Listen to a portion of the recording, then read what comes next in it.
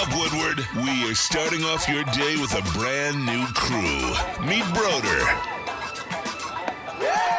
I can't control my arms sometimes. My limbs are just kind of flying. Detroit Kool-Aid. Fired up! Y'all got Kool-Aid I'm fired up! But with the Wake Up Woodward crew, he's actually a part of the family. Flannel Sam. Ask me about my wiener!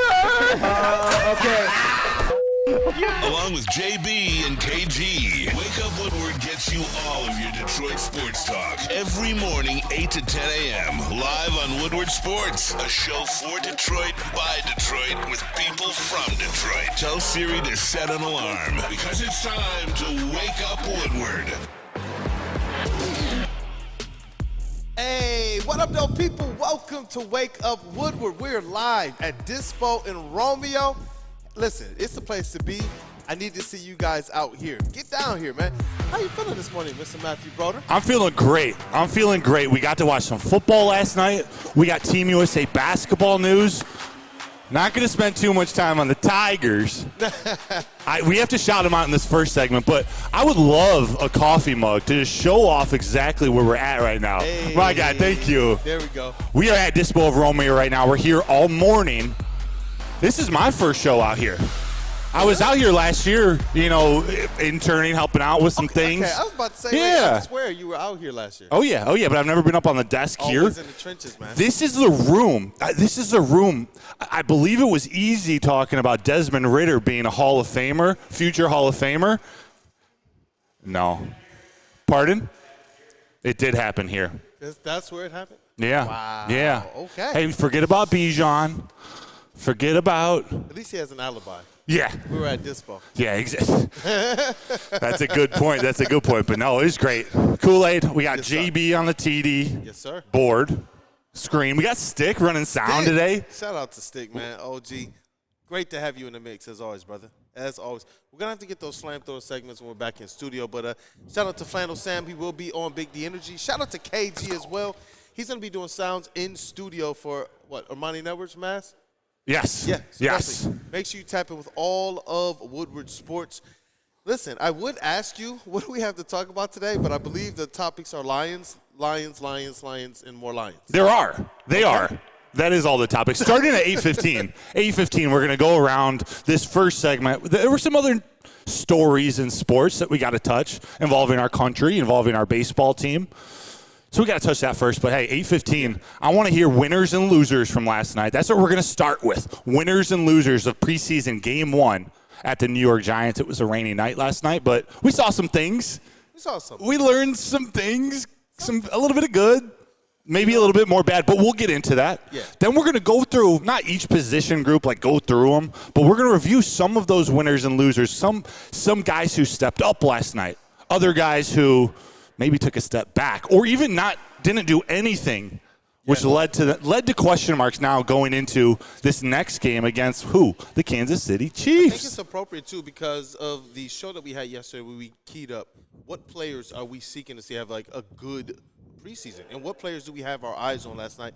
We saw some of those names. For better or worse, we saw a lot of those names, and I know we're going to get into it a little bit more. I'm excited. I can't wait. Let's shout out our chat real quick. Being able to break down a lot of this from your perspective as our Lions reporter and writer for the network. I got you. Shout out to P3 Vritten YT. Is Hooker okay? Question mark. We will get into that. MJ, morning, dude. JZJ, Greg 72, Vincent E, A Diz 411. We got some OGs in here. Mr. Detroit City, Vincent E. Hey. And Freddie. I see my guy Freddie Felton there. I love him. I love me some Freddie. Freddie Felt. Man, you talking about one of those in the trenches supporters. Yeah. That's Freddie Felt. We see him in the chats all the time. He texts us all the time. Funny stuff. He wants to contribute to the shows. All of that, man. Appreciate you, Freddie Felt. He shows up to the live shows as well, man. He might be making an appearance in studio in a week and a half. He's coming back to Michigan. I told him you got to come stop by. Got it. We'll talk Michigan or we'll talk wrestling with that man. Shout out to the rest of you. Denver Blair, Eric Allen, Ryan's Reaction, Chris Parmalee, the Keys to Wisdom. As we go through this first segment, get your winners and losers and any takeaways you have from last night in that chat. But Kool-Aid, first got to start off. Let's call this our Wake and Rake straw segment. We're waking and raking here. Team USA basketball. I don't know how much you watched it. I didn't watch it from start to finish. I didn't watch from start to finish, but Curry. Chef Curry with The Rock. Curry. He was with Chef The Rock. Curry. Make sure this is centered.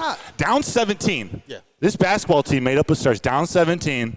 Was looking kind of ugly. Looking like Nikola Jokic and Serbia were going to overtake them. But Steph, Bron, Team USA, Kevin Durant right there at the end. Yeah. They ended up pulling off the comeback. They're playing in the gold medal game Saturday, but regardless of how the game went, this is what they have to do. You got to get to the gold medal game. I mean, a lot of people are going to criticize it for being so close, but hey. I'm not going to criticize it for being so close. This was the matchup that was of concern to them out of any other in the Olympic basketball run. It was quoted, I forget, and I feel bad that I don't have the exact quote or who quoted it, but that was their concern. How were they going to deal with Jokic? Because they knew this team was already strong enough because they had qualified without Jokic. Now they're adding him to the squad, and it became instantly the #1 target. Now you're going up against France and Wemby, who absolutely went wild, man. But it was interesting because Grant Hill talked about the fact that he didn't know how much more some of these older guys had. I saw that. I'm like, Grant, I love Grant Hill, but this Olympic run has been something else. No Jaylen Brown. And then giving reasons as to why players like Jason Tatum. You're talking about a guy who just won and was a big part of the reason why his team just won an NBA Finals, man.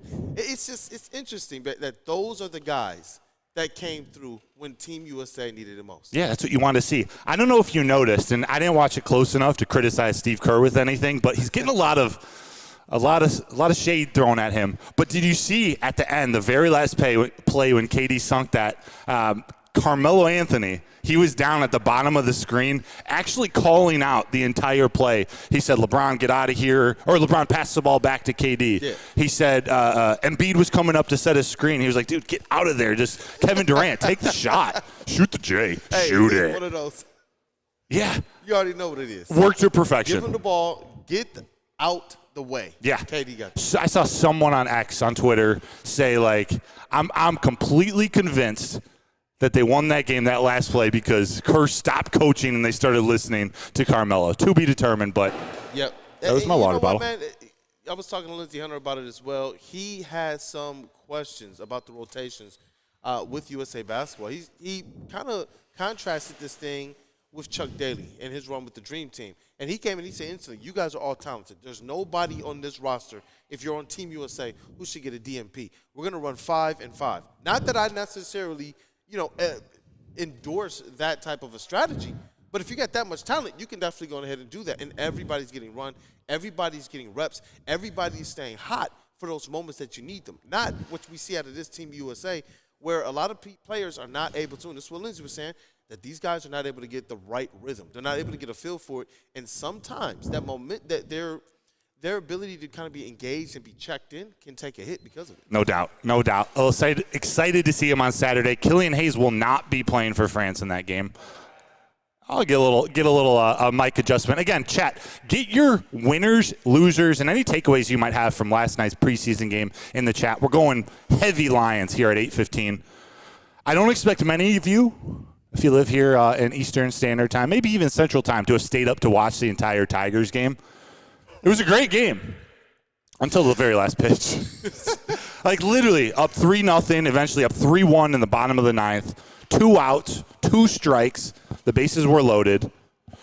WUW-SERS, who had came in for Tyler Holton, gave up a line drive to right field. Ryan Valade playing right field for Riley Green, who wasn't out there, or Mark Canna. Ryan Valade decided to dive at the line drive, hoping to end the game with the catch. If he had played it safe, let it hit the ground, both runners on second and third, they're scoring. He went for the dive. Ball got behind him. All 3 runners scored. Tigers lose 4-3. It was a microcosm of the entire season. Yeah. There was a lot of good to take away from it. We're not going to go in depth, but it's just the fact that, man, they got these young guys really playing hard. Some of them are playing well. All of them are playing hard, but they managed to lose this one. I don't really even blame anybody. People were giving AJ Hinch slack for putting in WUW-SERS at the end of the game after Tyler Holton was pitching well. I kind of understand that. I thought WUW-SERS kind of pitched. He was throwing some nasty stuff in that last frame. Just ended up walking too many guys, loading the bases, and couldn't get it done. But there's a lot to be excited about, like we've talked in the past about the future. Parker Meadows specifically, man, he keeps doing it. I love watching him play. He's an absolute game changer. If he can get on base, we know what he can do on defense. if he can get on base, this lineup is different. That brings the best out of the other guys around him. Yeah. I'm excited to see him for the rest of the year and next year really come into his own. And as it relates to the Tigers, it is a little bit exciting. You know why? Because we're seeing direction. And we're seeing questions being answered. With the Detroit Pistons, and they talked about assessment year for a couple years, how many answers did we get? Or are we sitting here now with a whole new regime asking the same questions? Is Jaden Ivey a fit? Who is Asar Thompson? Will he ever be able to shoot? Jalen Duren, is he going to ever develop into this kind of all-world, all-around type player that they stated that Jalen Duren was going to be? They said that Jalen Duren reminded them of Sean Kemp on draft night. When are we going to get there? I like the prospects. But with the Tigers, you're able to talk a little bit more definitively now about players. For better or worse, you're able to say, you know what? Torque, we're not going to have the same faith in you next year that we did this year. Parker Meadows, though, you're really starting to cash those checks that you're writing. So it's like we're getting those answers, and I do think that it will provide a lot more direction and a lot more platform for Scott Harris moving forward, being able to really put the right pieces around the rest of this team. Yeah, absolutely. And you can even take away, talking about Parker Meadows, like how different he looks now than at the beginning of the season, just from a confidence perspective. He was playing great defense at the beginning of the season. Yeah. We're talking about in the batter's box. Whatever plan they had for him to go down to AAA Toledo and work on things, figure out what his weaknesses were and be able to adjust, it seems to work. He's confident. It brings out the best defense and offense from him. I'm excited to see him moving forward. It's interesting with Parker Meadows because we've literally covered him since he went down to the minors. We were there for a sponsor event at the Mud Hens game, and we were remarking. Remember, we covered it for a couple of shows at how comfortable he looked. And we were hoping that that type of experience could help for some of the other players that they would send down to the minors. But Parker Meadows, something clicked. Something clicked for him when he went down there, and it just must have been something mental. Some guys have to get the technique right. Some guys just need to see a few pitches be hit. For Parker Meadows, something, I don't know what it was, but he fixed it, and now he's up there, and it's showing up on both ends. It's not just the offense, it's also the defense and the excitement that he's bringing there as well. So Parker Meadows, definitely, man. Absolutely. Absolutely. Let's get to break and let's get into the Lions. I see some great comments in here. Mike K, highlight of the Lions game was a Jake Bates 53-yarder. Let's go. Big M, he said, too bad they can't find a plan for Torque, but at least they now have an answer. That's what I'm saying. At least give me an answer. They got to find that answer. We don't know who that is. They need a first baseman. I'm starting to like Cole Keith at second base. I don't know. Mason Leach, good morning. Chase Amley, good morning. Hey. Big M, you just read that off. Shout out that dude, Justin, as well. I was like, wait, there was somebody I did not mention in the open. That dude, Justin. I know he's working hard, and I know he's partying harder. Shout out to that dude, Justin, out of the festival this morning. Yes, we are here at Dispo Romeo. That is Dispo Dispensary, your local cannabis club. Come on out here. We're going to be here till 1 o'clock. 1 o'clock, so come say hey.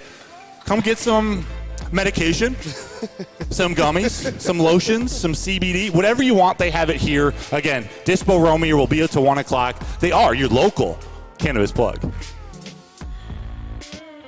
At Planet Fitness, you can get everything you need for just $1 down. Try out Planet Fitness and dang, they got lots of equipment. Not me getting a Planet Fitness membership just for the 24-hour perk. Hey, y'all better get on these free fitness training sessions from Planet Fitness. Did y'all know that the PF app has workouts you can do at home? Cheapest therapy I can find is Planet Fitness. Join Planet Fitness today and get everything you need for just $1 down. $15 a month, cancel anytime. Deal ends Thursday, July 18th. The Ally Challenge presented by McLaren is back August 22nd through 25th at Warwick Hills and Grand Blanc. Be there for PGA Tour Champions Golf, Family Night, concerts, and more. Tickets start at just $15. Get yours at allychallenge.com today. The countdown to kickoff is here. Your Detroit Lions are ready for another season of grit. Woodward Sports is your #1 destination for all breaking news and Lions coverage. We are Detroit's #1 sports network. We are Woodward Sports. Come to any Lady Jane's Haircuts for Men and claim your throne for a king's treatment from one of our talented stylists. Open 7 days a week. Walk in anytime. Just get to a Lady Jane's today and receive a precision haircut, scalp massage, hot lather neck shave, and a hot towel treatment. A haircut should not be a chore. It should be an experience. And that's exactly what Lady Jane's has to offer. Open 7 days a week, walk-ins are always welcome. There's always a location near you. Lady Jane's Haircuts for Men, it's wicked awesome. Give your pet the best at Premier Pet Supply. They are hands down Michigan's best pet store, and they offer the same conveniences of the online and the big box retailers with one major difference. They've been family and locally owned for over 30+ years. They carry over 60 brands of food and they have nutrition experts to help you. They also offer same-day, local curbside, and home delivery. Give your pet the best. Premier Pet Supply. Visit them online as well, www.premierpetsupply.com. Hey, welcome back to Wake Up Woodward. We appreciate you, chat family. As always, you guys are the most important part of the entire WUW. Number one. Production. Go ahead and smash that like button. We are live at Dispo in Romeo. And we got Stick in the building. So it is, he just shouted out Jaden Ivey. And also, it's only appropriate that Stick is in the building when we do not have our live reads here. Oh, facts. Facts. But we can wing it. We can improvise. Is it Flannel who's the only one who's not allowed to improvise anymore? Yeah, we got this. We got this. Let's rock, man. He called out Jaden Ivey. Herb Nash in the chat. I miss David Blau. LOL. Oh, my word. We got some comments. I think there's an overwhelming loser. Wake Up Woodward loser. I am seeing it all through the chats, but you know what? Let's start off this way first. Detroit Lions football. We saw them out there on the field. It is preseason, so you temper everything. There are some things to like. There's some things that you watch. But, yo, I saw the Detroit Lions, the new unis out there on the field. Win. A win. Can we start just a group win on the new uniforms? Yeah. The whites with the blue pants, the blue face mask. Yeah. They look good. That Terrion Arnold aura photo floating around. Like that goes right in the dictionary next to the word or. I thought it was Max Clark. Oh. It's actually Terrion. A little bit in his Rakestraw, too. Yep. Think about the young players that we have here right now, too. Just overall throughout all of Detroit sports. I'm going to throw my guy, Pade Cunningham, in the mix as well. He's still got the aura. But the Detroit Lions, they do fall to the New York Giants 14-3 in their first preseason game. I thought that the players that we mentioned yesterday, we got a good look at a lot of those guys. And a lot of them, they acquitted themselves quite well. Yeah. One of the players that I was very, very excited about, Vaki. Sione Vaki. All right, is he your winner? Are we getting into it? Let's do it. Winner. I got to go Sione Vaki. I really do. I like what the cornerbacks did. I like what our rooks did. They were solid. You didn't hear their names called in any really bad situations for 2 or 3 drives. And Ennis Rakestraw just seemed like a guy that was in the middle of everything. But for where he was drafted, for whatever Brad Holmes saw in Sione Vaki, and he drafted him where he did. 3rd round. I love the value, and I love the versatility that he's going to bring. And it's just like, yo, are you kidding me? Like we have David Montgomery. We have Jahmyr Gibbs. But the potential of this guy right here, especially when you have a mastermind as your offensive coordinator like Ben Johnson, I like Sione Vaki. And he did some good things behind maybe we'll get to them later too, a struggling offensive line. And I know it was the twos, but that makes it difficult for the running backs to really get anything going. The quarterbacks too, but Vaki was the one of the group. Jamar Jefferson, Zonovan Knight, Craig Reynolds, who they were just playing a couple snaps at the beginning of the game. Vaki was the one who actually made something happen. He had some big runs, had some bursts. I'm a fan too. I know you were hesitant, but he's on my winners list too. I was wondering. You know what I mean? Like, it's a new Lions season. We got our new players. We're trying to stay tempered, and I know that the popular ones are going to be those cornerbacks because honestly, I thought that they looked the part. After everything you hear from training camp, you go into these games, you're like, okay, is Ennis Rakestraw going to look as he did, as all the reports said when he put on those pads? He's that guy. I thought he looked the part. Definitely. He was in on some tackles. I think he had a solo tackle as well. But when you're talking about Sione Vaki, I didn't know, what people were going to think. I know people also were remarking about the fact that he had, a couple special teams plays? Oh, yeah. I mean, he was all over the field in different spots, and it was just a small portion. Connor Bryce. But it just shows you. What Connor Bryce say? No, he said Vaki runs and his special teams tackles. Yeah. That's part of what this preseason is about, evaluation of the players, seeing how they react in certain situations. It seems clear they have some general trust in the kid to just, all right, put him out there. Let's see where he's best at this point in his career, but they're going to use him all over the place. My boy Brad be cooking, dog. I know it's his preseason, but he be cooking. Hey, but there was a lot of things that didn't go very well last night. Vaki was not one of them. He was not one of them. JB-Smoov, are you ready, or do you want me to keep talking here? You need a minute. I could. All right. There we go. Hey, all right, Mr. JB-Smoov right now. Mr. Smoothness. Now that I introduced you to Bill Burr's lotion and a face, what is it called? Plastic surgery stand-up. What are your thoughts? Actually, who was your winner from last night, or a winner of yours? I was going to say my thoughts on the plastic surgery and lotion, or you mean just the winners and losers? Interpret as you please. Well, the comedy special was hilarious. I got to give you props on that for actually sending it to me because I had no idea about this whole stand-up comedy thing. Winners and losers, winners. Give me the winner first. You know I got to go with Hendon Hooker. Come on now. I agree. Nate Sudfeld was absolutely terrible last night, and I'm sorry the Lions fans I had to sit here and endure 3/4 of that, well, 3.5 because Hooker went down with a concussion, and hopefully he's all right. But I think in that short time span, you've seen the flashes of what this guy could truly be in the future of the Detroit Lions if they do decide to, take a turn from Jared Goff. Losers, I think I might have to go with, our second team defensive run defense because I seen a lot of holes just opening up for Eric Gray last night from the New York Giants, and I was not happy with that at all. I don't know what's happening. We need to get back in there and retool some things, but also at the same time, injuries suck as well, too. We saw a lot of Lions players go down as well. So that's it for me. Yeah. When I knew that you were going to have the mic today, I was like, you know what? We'll wait for JB-Smoov to talk about Hendon Hooker, but I liked what I saw from him in the second half of that game. And I guess it goes to back up what Ben Johnson stated. Sam said, you know what, when these guys speak, we got to believe them, even if it goes against the conventional wisdom and logic that we believe in. All the reports at the camp was that, you know what, Hendon Hooker was not having the best of training camps, but what I saw in that game last night matched up more with what Ben Johnson stated. He's a gamer. We know that when the game hits, he's going to be ready to do what we ask him to do. And I thought he looked good. And you got to think about it. It goes both ways. Some of the wide receivers, and we're going to talk, I'm sure, about Donovan Peoples-Jones. Some of the wide receivers didn't have their best nights, but they also weren't playing with Jared Goff. True. But the other way around, Hendon Hooker wasn't playing with Amon-Ra St. Brown or J-Mo either.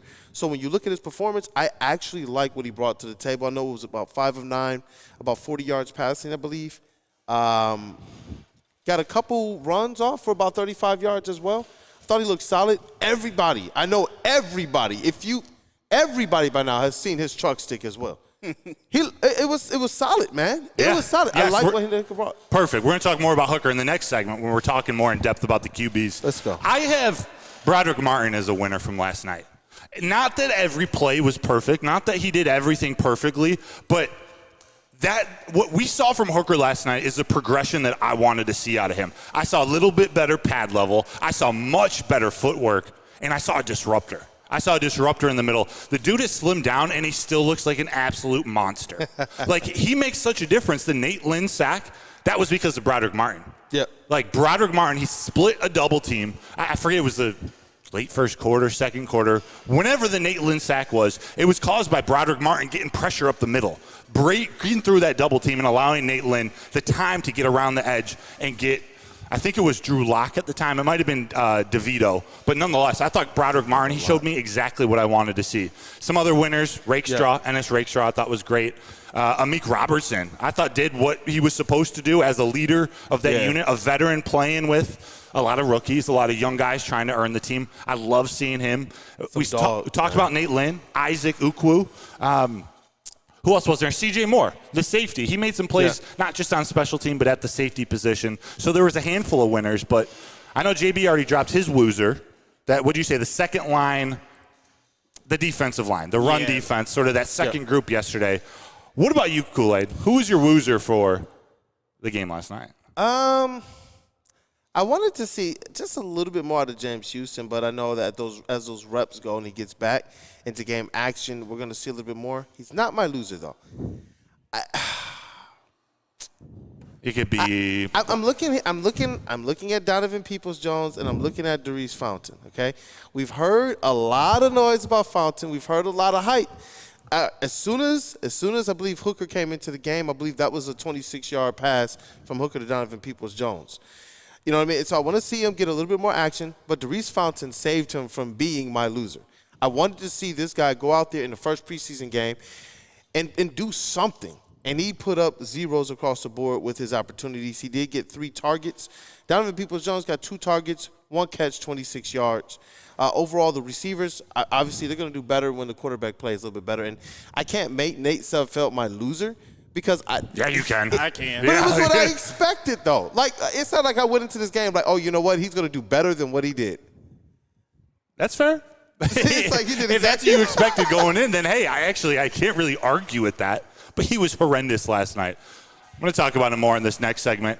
I think as a whole, the wide receiver 3, the anyone not named St. Brown, Jamison Williams, and Khalif Raymond, I don't want to necessarily say it was all just losers, but no one did anything to really stand out. I think Isaiah Williams was the one wide receiver who really did anything of note, and it was still 4 catches for like 35, 36 yards. But Doris Fountain didn't solidify himself as that true X receiver, that number 3. Caden Davis didn't have his best game. We talked about DPJ. He wasn't even in the first group off the bench. He ended up having the biggest reception of the game, but it's not like he did anything too overwhelming. I wanted him, especially playing in this game, to step up and show us something. But my woozer, because I picked them as the player and position group to watch at our show yesterday, it's Colby Sorsdale on the offensive line. I was not impressed with that second unit. Like, again, it is the second unit, but the depth of that offensive line is extremely important, especially at the tackle position. Yep. We lost a tackle last night, Connor Galvin, down likely for the year with – is it Achilles or – Connor Galvin, a knee injury. David Bada, defensive lineman, he had an Achilles. Both are out long-term. We'll bring up the hooker concussion in the next segment. Antoine Green also went out with a concussion. It just wasn't the best outcome overall for the Lions as a whole. But Colby Sorsdale, he didn't do it for me. I wanted to see way more. And I have a note. Early in the game, he got beat. He got beat to the inside. I forget who was coming. He was playing tackle. I forget who was the rusher for the Giants. He got beat to the inside early. And then on the screen pass, I believe it was to Antoine Green, he completely whiffed on his block. And that's what broke up the entire screen pass. I wanted to see more out of Colby Sorsdale specifically. But even the other guys, Yodi, he was okay. I want to say his best play was knocking the fumble out after the interception in the first half. Kingsley Egwakun, the center, he took all the snaps in the first half.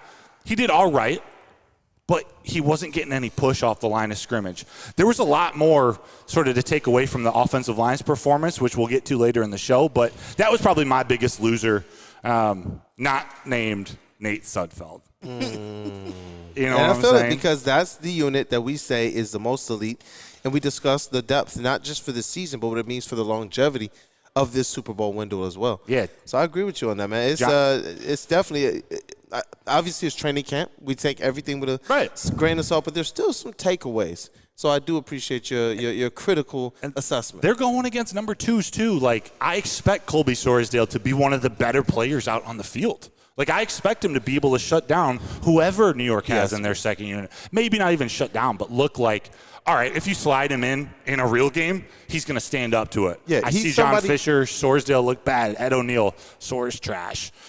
Just a fan. Sudfeld's worst part was poor decisions, holding on to the ball too long and not throwing it away. I agree with all those. Maurice Norris, the cornerback, number 39, he was the one who got completely spinned around on Eric Gray's first touchdown run, the long one, in the first half. He didn't play very well. Kendall Vildor was all right. Not a loser, but he was okay. I don't know. Let's talk more about these QBs here in this next segment, because there is a lot more to take away from both Sudfeld's lack of performance. Do we have to bring up a trade again? Also, Hooker, what we did see in his short time, and he's not young, but he's inexperienced in the NFL. The dude needs to learn how to slide. I get why he didn't. Yeah. But he's cost himself some very serious reps, important reps. Yes, because durability is always going to be the question with Hendon Hooker. It's like, put yourself in a position to be in the games, especially when you flash a little bit of the potential. Yeah. You listen, it was the garlic and the onion and the butter in the pan. He gave us a little bit of steak last night, though. He gave us a little bit of steak. It's like, you know what? Don't take that away from us. Think about how important it is. not just if you, knock on wood, have to fill in injury-wise for Jared Goff for a series or a game or 2 games, but just being able to give Ben Johnson something, just if he wants to, like you discussed yesterday, just get mad crazy with this thing. Give him the options. Be reliable, and I think right now with him, it's more about the durability than anything. Yeah, Mike Hard 313. Hooker played with confidence. DJ Hooker, legit. Denver Blair, TA lockdown, the whole side of the field. They didn't even try him at all. Sauce Gardner out there, TA, Agent Zero. They did not. I did love seeing him. That's what I said. They did not throw to him at all. We didn't hear his name a lot, and that's what you want out of your cornerbacks. Said it perfectly. Let's talk about our quarterbacks when we come back. But Kool-Aid, how about Ally? Tell them about the Ally. Hey, listen, you guys already know hole 17. I'll talk to you about that. But look, the PGA Tour is coming back. The PGA Tour Championship is here at Warwick Hills, August 22nd through the 25th. And you guys got to meet us there. So you can leave the golfing to the pros, leave the partying to us. Hole 17, $2 birdie beers. They're going to have concerts, music, and more. Meet us there. I want to see you guys there. Get your tickets at allychallenge.com. It's brought to you by Randy Wise Automotive. Wait a minute, what's here? Premier Pet Supply, man. Just looking around. Who's got it better than pets?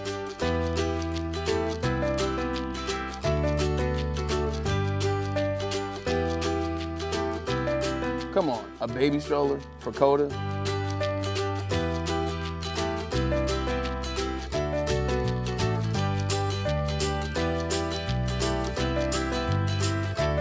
A chef for Lola, really?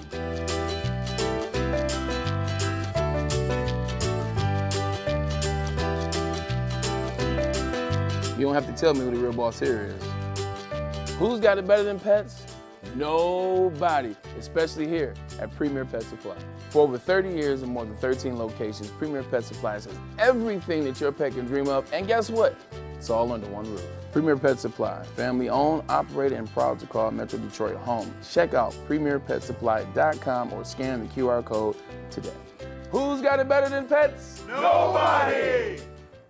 Congratulations to the real Coach of the Year, Motor City Dan Campbell. Just put your head down and go to work. It's about to be fun, man. It's about to be fun. Woodward Sports. At Planet Fitness, you can get everything you need for just $1 down. Try out Planet Fitness and dang, they got lots of equipment. Not me getting a Planet Fitness membership just for the 24-hour perk. Hey, y'all better get on these free fitness training sessions from Planet Fitness. Did y'all know that the PF app has workouts you can do at home? Cheapest therapy I can find is Planet Fitness. Join Planet Fitness today and get everything you need for just $1 down. $15 a month, cancel anytime. Deal ends Thursday, July 18th. What happens when you're in a great business for over 50 years? You expand, you offer more products to more people. That's exactly what Les Stanford did when they added Les Stanford Buick GMC. They still have the same great service that their customers have come to know and trust. So go check them out on Woodward Avenue, just south of 9 Mile Road. Check them out at lesstanford.com. Les Stanford Chevrolet, together. Let's drive. Let's drive right down the legendary, the historic Woodward Avenue where all 4 pro teams play. The most unique city, in my opinion. Hell yeah. The most unique city in all of America, that is Detroit, man. But we got to talk more Detroit Lions, and I need you all to go ahead and smash that like button for the Woo Crew.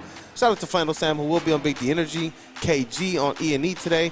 That dude Justin, who's out. We got JB-Smoov and TD Space. Stick on sounds. Matthew Broder and your boy Kool-Aid. And we got to talk about these quarterbacks. And it's interesting that we might have a quarterback problem during a season where Jared Goff just got paid, and we know as long as he's healthy, everything's going to be okay. As long as he's healthy. It's interesting now, though, that we find ourselves in this position after seeing Nate Sudfeld for a half, seeing a little bit of flash of Hooker, but with Hendon Hooker is always going to come the injury aspect as well. Do we have a quarterback problem? Maybe. Ooh. Yes. Problem, actually, I don't know. Need, yes. Yeah. It's weird because I think Hendon Hooker, at least in my eyes, he showed me enough to say he can be the number 2. It maybe he's not ready week 1. Maybe he is, but after what happened last night with the concussion, because he decided to go truck the New York Giants cornerback, if he's forced to miss, I'll say any amount of time, like more than a day, you got to get another quarterback on the roster. Like we learned last night, and we talked about it a lot in the first segment. Nate Sudfeld, for all the great he does off the field, helping Jared Goff, supporting him week to week, he can't be on any NFL field ever again. No. Like it was, I don't want to say incompetence, but it was not what you want to see out of a 9-year veteran. You want to at least feel, and I get the offensive line struggled, so there's only so much that a quarterback and even wide receivers can do, but it didn't seem like he had command. Like he's smart, he knows the plays, but it didn't feel like they had any rhythm. It didn't feel like he had no feel for the game. Yeah. It just seemed like he was kind of going out there running the plays as if this was practice or training camp, rather than going out there and using your instinct to play the game the right way. There's a feel to it. There's a way that the pocket is going to collapse around you. There's a way that you're supposed to be able to see the potential defense that's going to be at you. So if you need to audible, if you need to call something, if you need to put your plays in the best spot, that you as a leader of this team, you as the quarterback, as the QB2 right now, of a year that we keep saying this thing, Super Bowl expectations. I expect everybody to show up ready to show out. Yeah, Zach Soap says, bring back Teddy. Bring back Teddy. Wheezy D313. Where is Teddy? Isn't he like coaching high school or something? He is. But would he be better on field? Yes. Man. Yes, he would. Also, shout out Teddy for helping Jamison Williams come into his own. We don't give Teddy any credit for that last year, but that was a big leader for J-Mo to be around. But anyways, Wheezy D313, trade a 7th for Malik Willis. What about a 7th for Taylor Heineke? We're going to revisit that in 1 second. Herb Nash, Lions need to send a JV QB off the local high school team to replace Can Teddy come back and bring one of his? now that's depth. We talking about depth? We talking about depth? We talking about depth? John Fisher asked, why don't we have any practice squad level QBs on the roster already? Yeah, like last year they had Adrian Martinez, who at least is a body. Yeah. He's a warm body. Yeah. Let's pause. You know what I meant? He's not a dead corpse is what I meant. I'm going to stop talking. I'm going to stop talking. What up, though, JB? I think you're muted. I think you're muted. Cody Ingle says, I'd sign over trade, but the ones we'd sign probably aren't that much better than Sud. I don't like Ryan Tannehill. I don't think I don't know what he would be like in the locker room. He's not interested in, like, helping anybody out, as we saw with the Malik Willis saga. But he probably is your best option out there. Other than, I like a guy like Taylor Heineke. I mean, this is if they make a trade. He's on the Falcons right now. They're number 3. But I like his leadership abilities. But, man, the Master Ben Johnson offense this quick, I don't know what their football IQs are. So I don't know. But it's clear they need another body. And what I was going to ask is, that definitely is clear, because in this division and in the C, I do not believe that you have a game to spare. You can't just say, you know what, well, we got a game in hand. We can just let go off. We can take this L. You can't do that, and that's not the mindset that I want them to have. Everybody has to have the mindset of next man up, and we're trying to win this thing. And with that said, yes, you got to go out there and do that. I know there are a couple players out there, but as it relates to the couple options you've already discussed, I'm wondering how much more. If they're all going to be backup-level quarterbacks who are out the league right now, I do believe that you have to value protecting that locker room as well. Yeah. Because if that quarterback is in there and they never play, you don't want them to be a quarterback that's in there causing any type of dissension. You want them to be a complete help, and if they have to step out there on the field, that they can go out there and do their job. Whether or not that they master the Ben Johnson genius mastermind level offense, it's like if they can at least go out there and make sure they minimize mistakes and manage the game properly, that's what we need out of a quarterback that would stand in for Jared Goff for a quarter to a game. Yes. Steve-O baby, we can bring Bobby Boucher from the Water Boy. You know what? At this point in time, Bobby Boucher, Nate Sudfeld. Hey, listen, JB has one of those jerseys. It's not Nate Sudfeld's. It's Bobby's. It's Bobby's. Jay, get Ryan Tannehill. Vincent E. Uncle Rico to replace Sudfeld. Uncle Rico. Denver Blair. Zach Wilson is better than Sudfeld, and Zach brings the MILFs. He sure does. He sure does. But the real comment, I got to get, granted, he's my boss, but it is the comment of the day so far. You guys are all overlooking Jack Fox. The comment of the day. John Fisher. He's not a dead corpse. I'm going to stop talking. LMFAO. Yeah, that's me just running my mouth a little too much. But I don't know if you – I believe this is a joke, but Jack Fox has the 3rd best arm on the team after Goff and Hooker, and it's not even close. The man throws darts. Like, it's partly why they can run fake punts, but when he's throwing it out on the practice field, he throws darts. Jack Fox, your backup quarterback? Jack Fox, your backup quarterback. Hey, I like that. You know what? I know Jack Fox early on, he showed what he had. He did the pass, punt, kick with Woodward Sports early on, man. Oh, yeah. So shout out to Jack Fox. Backup quarterback, or at least better than Nate Sudfeld. Yes. So let's, these last 5 minutes of this segment, let's talk about Hooker. And to get it out of the way, he does have a concussion, as confirmed after the game, due to, it was a great run, a 17-yard run from Hendon Hooker. It was a play-action rollout. I don't believe it was a planned run. It was a run option, but he was looking to pass. There was nothing there, and he took off. Instead of sliding, he decided to lower his shoulder and laid the boom. Don't get me wrong. And then picked up about 3-4 more yards, and potentially they're saying that's probably where he picked up the concussion. Yes. So as a football player, you love to see it. You love it. It looks as a fan, as a coach, as an owner of a team, an investor in these players, he can't do that. He's got to slide. He got to slide. He has to understand the importance of it, right? And we're sitting here talking about the fact that we need to go and take a chance on a backup quarterback. But if he understands, listen, I noticed that he has that dog in him. He wants to go out there. He wants it. And absolutely maul. But right now, mauling means staying healthy, Hendon Hooker. He has special ability. Yes. We've all known that. And then being able to see it just a little bit in last night's game, I felt robbed that we didn't get to see it the rest of the game, and it's just preseason. I know. Like, there were flashes. Again, it wasn't perfect. Robbed. Yeah, and JB, I'm going to want to get your opinion on what you saw from Hooker, too. But there were some flashes you saw. This guy could be a really great NFL quarterback, both in his ability to make something out of nothing. Like he can use the dude has legs, and he does it in a way still looking upfield, and he'll get more savvy at when to tuck it and run, and again, when to slide.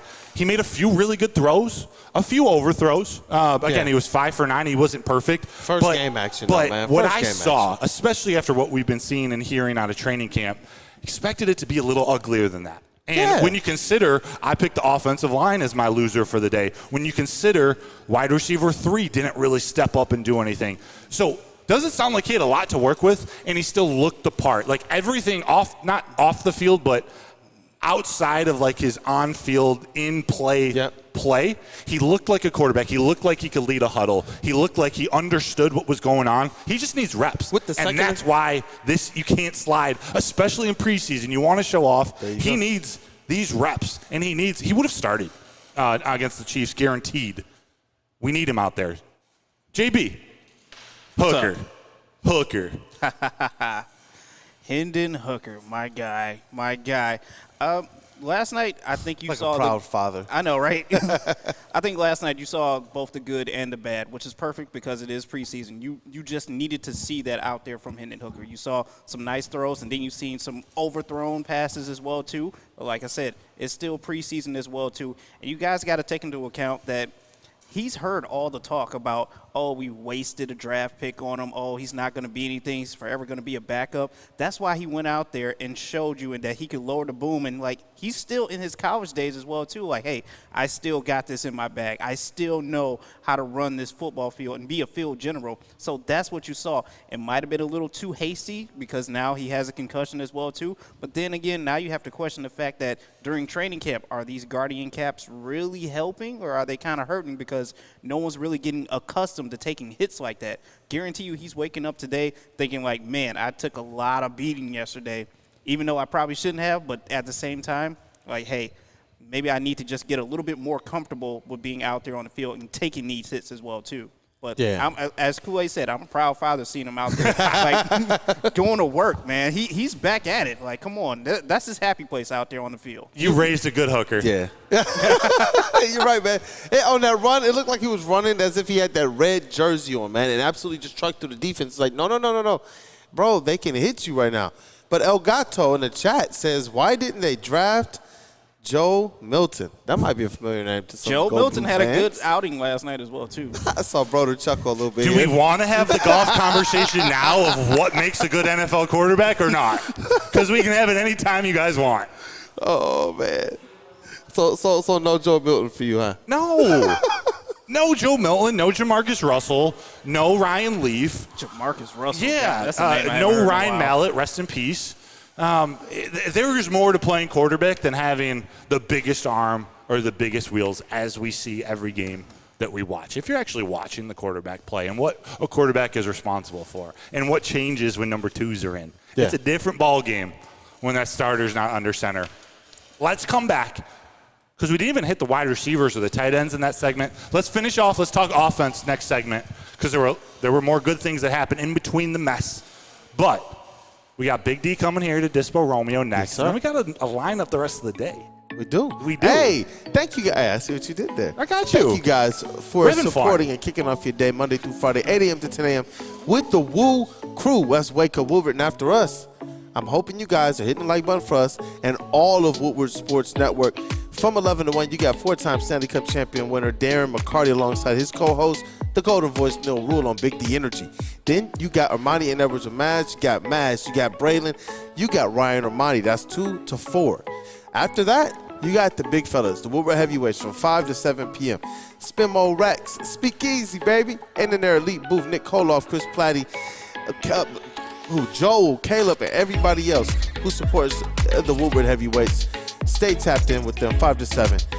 And I want to make sure I show my appreciation for you guys for making Woodward Sports your #1 digital sports outlet.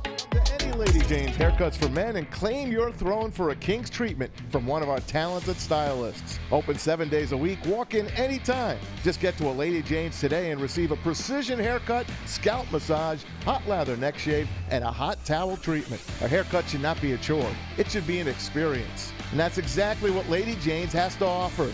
Open 7 days a week. Walk-ins are always welcome. There's always a location near you. Lady Jane's Haircuts for Men. It's wicked awesome. The most talked about Detroit media by other Detroit media, and we love it. It's the Woodward Sports Network. The Great American Chevy Week is back and bigger than ever at Feldman Chevrolet. Choose from the largest inventory of award-winning Chevys, all priced to move for the biggest week of the year. Get this 2024 Silverado for only $213 a month, or this 2024 Equinox for as low as $249 a month. Feldman takes the Great American Chevy Week to another level. Feldman Chevrolet, Michigan's #1 Chevy dealer. We don't like to brag that we are the toughest sports network in Detroit, but we do have a guy named Darren McCarty on our side. Lemieux and McCarty, who've had a good knockdown drag up. There they go, right on the whistle. They were talking to one another. Woodward Sports. Are you having child custody, visitation, any other family issues? Well, go contact David and Catherine at KDK Law in Birmingham, because they have your back. They've been doing this for over 10 plus years. If you're their client, they give you 24/7 availability. They'll answer any questions you have and help you throughout the way. It's a tough situation if you're going through any of those family issues. And you know what? If you're their client, they'll pay your filing fee should things escalate to court. So go contact David and Catherine at KDK Law in Birmingham, because they have your back. KDK got your back. Woodward Sports got your back. You know Wake Up Woodward does. And chat family, we need you guys to have our back. Go ahead and smash that like button, as well as hit that subscribe. And guess what? We are live at Dispo in Romeo. Get down here. We got 2 shows on. We'll be here until 1 p.m. Probably a little bit later as well, breaking down. Come through. Say what up to your Woodward Sports family, as well as make sure you get medicated. It's Dispo Romeo. Yeah, right? Hey. Whatever your medication needs are, they got everything you could ask for here. It's like a freaking mall. Like, literally, there are shops and stores. This is fancy, man. It's fancy. It's open. People Would you call are this starting a summer set of dispensaries? Yeah. This is pretty nice. Yeah. It's nice, bro. I like it. I love it. So shout out to all the new viewers in. I know we got about 415 right now. It keeps climbing. Thanks for joining us. This is the Woodward Sports Network. We're the morning show, 8 to 10, Wake Up Woodward. We're on location today, remote at Dispo Dispensary of Romeo. Normally our studio's over in the Lady Jane's headquarters in Birmingham, Michigan, but we have so many incredible sponsors, one of which is very, very special to Woodward Sports. That's Dispo, and especially our friends here at Dispo Dispensary of Romeo. So we're talking a lot of Lions today. If you're new here, hit the subscribe button. We got some great shows, a great lineup for the rest of the day. Yeah, hey, shout out Dante151 for the $9.99 super chat. A low-key winner for me is Manu. He didn't look bad. He looked like he could be serviceable backup / starter. Also, will Neil Rule calm down on the kicker situation because he was concerned about it? Dante's spitting facts. Like Gio Manu, yeah. He looked raw. He looked almost like we expected, but he held his own. This is what you want. You just want him to get out there and feel what it's like to go up against NFL players, whether they're second, third, or fourth stringers. Most of them have more experience than him. So just seeing how they come off the edge, how they do different things to distract him to get to Nate Sudfeld or Hendon Hooker or, in a real game, Jared Goff.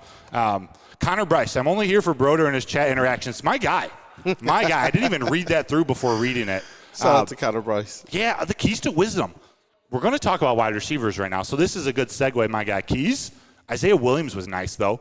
He led the Big Ten in catches. You don't lead the Big Ten in grabs and not be ready to play. Yeah. He was the one, not that any wide receiver really stood out. He probably had the best day. And, to me, he looked the part. Like, there weren't anything really special he was doing, but he was getting open. It was solid. Short to intermediate routes. He was getting a little run after the catch. And what I love seeing, even though it didn't amount to much, he got to return a kick. He was put back there on kick return with Mo Alexander, who also fielded some punts, Khalil Dorsey. I'm trying to think who else was out there. I got it in my notes, but Isaiah Williams, he probably was the star wide receiver from last night. We saw Tom Kennedy. Kennedy! Hey, but you're right, man. 4 targets, 4 receptions, 35 yards for Isaiah Williams. What do you want your wide receivers to do? Catch the ball. Not drop the ball. That was Isaiah Williams last night. And you said it right. It's not like it was something that – we go out there and say, you know what, he absolutely took the roof off of the defense. But it was somewhat, he was absolutely solid. He was where he was supposed to be. The routes looked good. And it does make my ears perk up just a little bit when you hear that, okay, they're trying him at different positions, because we know that this team loves their versatile players. And if they're going to take depth pieces, they generally also want to make sure that they can contribute on special teams as well. So I wonder if this is a nod to Isaiah Williams, being able to put him back there on kick return and such. And Donovan Peoples-Jones, he got the 1 reception. I want to see a little bit more out of him, obviously, but 26-yard catch. It was the longest of the night. At one point in time, it was leading until Hendon Hooker got hurt. Then Donovan Peoples-Jones became kind of an afterthought. Let's talk about him. Let's talk about him, Doris Fountain, this wide receiver situation. Doris Fountain. Wide receiver number 3. He's the one. He's been getting a lot of talk this offseason, this training camp. He's been the one stepping up. Truex. Oh, did I miss that? Doris Fountain. You mean the one getting all the hype from training camp? Oh, I see what you're doing, because he was nowhere to be found. You know what? I thought he was Isaiah Williams. You got me with that one. I was like, wait, I know Kool-Aid knows who that is. Yes. You got me. He was targeted 3 times, 0 catches. He didn't play bad. No. He didn't play good, though. No one played well, I don't think. I mean, we just talked about Isaiah Williams, who was probably the shining star. But, man, I wanted DPJ to step up. Yeah. Like I wanted any of – actually, to be honest, I wanted any of them. I thought it was going to be DPJ. Yeah. But he didn't even start, and he wasn't even the first off the bench. I'm starting to – I've been holding out. We haven't heard much negative, but we haven't heard much out of him. It was training camp. I was kind of holding out like, okay, he's probably just a guy they trust. You know, he's, working through some things. But once the season starts, he'll be that dude. Yeah. I'm starting to question it. Like I thought we would see way more out of him, or at least way more targets, or way more time on the field, at the very least, if he's going to play. Yeah, I agree with you on that one. I was a little disappointed. I was excited when I saw the catch, but a little disappointed in the first half, just overall. There was no presence anywhere. Like, I just didn't notice him anywhere. Not on the field, not in huddles, just not on the screen. And it's just a little disappointing because with this unit, it doesn't matter who necessarily stands out. I would expect him to at least try to take the lead. This is your hometown as well.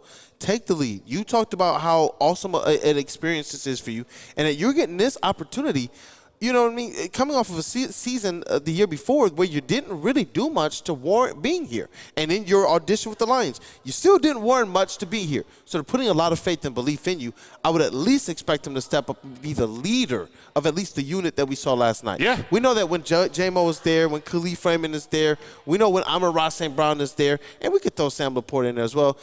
Those are going to be the leaders of your pass-catching group. But I would have expected, like you said, Donovan Peoples-Jones to really step up and kind of have a presence in one way or another. Yeah, Chuck Brewer brings up a great comment. We've sort of mentioned it throughout the show, but it's important to bring up just to kind of reset or make sure our expectations are in the right spot. He says, when you complain about the QB play, how do you think the wide receivers are supposed to show out? 100% right. Like QB play, offensive line play, there is only so much that they can do. Yeah. For me with DPJ, it's more about, like, we just didn't see or hear much about. Like, there wasn't a difference being made. At least with Doris Fountain, they targeted him 3 times. At least with Antoine Green, he had 3 catches. He did leave with a concussion, but it's not like he did anything to separate himself. I'm starting, okay, it's a preseason. I need to take it with a grain of salt. But I was really confident in It's football, bro. It's back. I know. I'm excited. Like, I don't know if you guys can tell. Like, I'm shaking in my boots or tennis shoes. I was very confident in the depth of this wide receiver room. Not that it's top. It's top heavy. St. Brown, a step below. J-Mo, a step and a half below Khalif, and then it's everybody else. But I thought everybody else was still very good, 4, 5, 6 receivers. I didn't see much out of them last night. I would say, what was your confidence out of that? Because obviously after Amon-Ra St. Brown, we have to say that there are a lot of questions. No matter how much we believe in J-Mo, this wide receiver room has a lot of questions. It was my biggest question mark entering the season, this preseason. And after we saw it last night, I'm glad that Isaiah Williams showed that he could be dependable. And with Donovan Peoples-Jones, it's like I'm trying to temper things because I do want to see him play a little bit more with Hendon Hooker or with a quarterback that has a little bit more possession. So if Jared Goff gets any run, I would rather see Donovan Peoples-Jones get more reps than Amon-Ra St. Brown. Yes. I would rather see J-Mo get the wide receiver 1 reps and put DPJ in at wide receiver 2 or 3 so we can absolutely see what this guy can give us on the field this year. It's important. What do we have that we know we can depend on? Like, I'm hoping that Khalif Raymond is that guy. It's looking like it might just be his wide receiver 3 by default. I think it is his wide receiver 3. It's the target share, how they use it. But Khalif Raymond, he's on the roster. No worries there. JB, I'm going to come to you, ask you either about, you go what direction you want, wide receivers, Sione Vaki, or the tight end room. But I appreciate you guys for holding us accountable here in the chat. Just doubling down on this. Terrell Lamar, Sudfeld holding the ball was what was DPJ supposed to do? Snatch the ball out of the QB hand? Yes. That's what we temper a little bit. We're trying to be fair. Dad with Tourette's. I truly don't give a F about preseason anything. That's fair, too. I'm not going to judge you for that. It's football. Stick is booing right now, just so you know. He is booing. He is booing that sentiment. And you know what? With Vaki, did you see enough last night to talk about him a lot more in this next segment? Hell yeah. Yeah, definitely. So, JB, wide receiver, tight end room, we're definitely going to get into Vaki in the next segment because I know you got words to say about him, too. That's a guy that since draft coverage, I know that you were definitely high on. Hey, Dispo Romeo. What up, though? That was a nice plug. I got to give you to on that one. That was good. A local plug. Yeah, the wide receiver room was definitely top-notch still. Like, I think Isaiah Williams is probably your highlight spot there.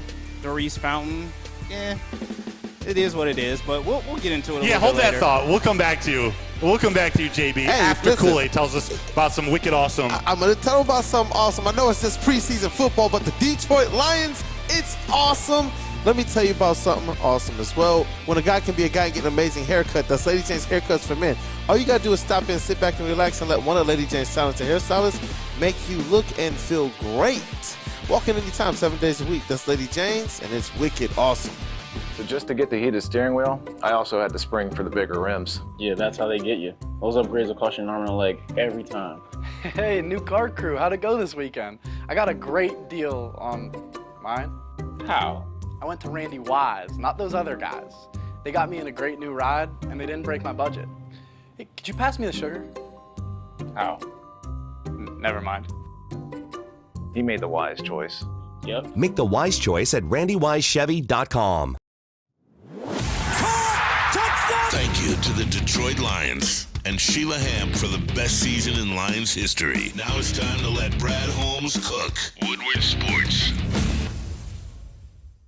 At Planet Fitness, you can get everything you need for just $1 down. Try out Planet Fitness and dang, they got lots of equipment. Not me getting a Planet Fitness membership just for the 24-hour perk. Hey, y'all better get on these free fitness training sessions from Planet Fitness. Did y'all know that the PF app has workouts you can do at home? Cheapest therapy I can find is Planet Fitness.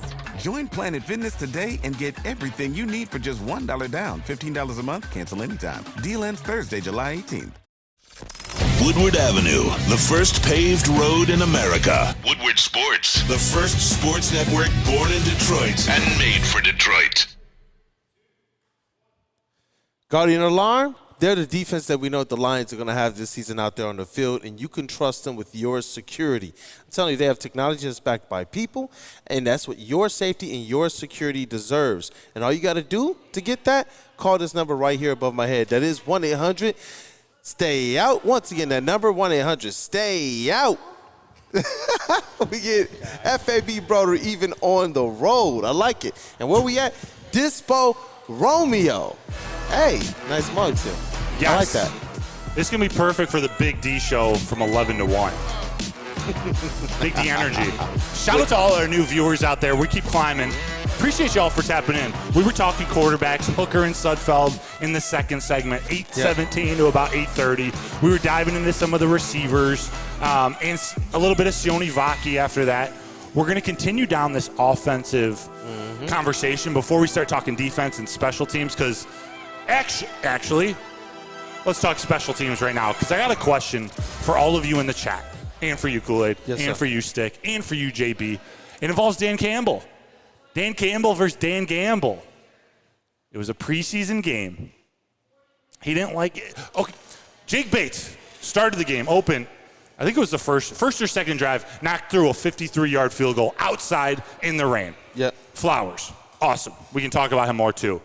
But that was the last time Dan Campbell wanted to do anything with the kicking game when they were on offense. We're talking 4th and 2s, 4th and long. Like, they were going for everything.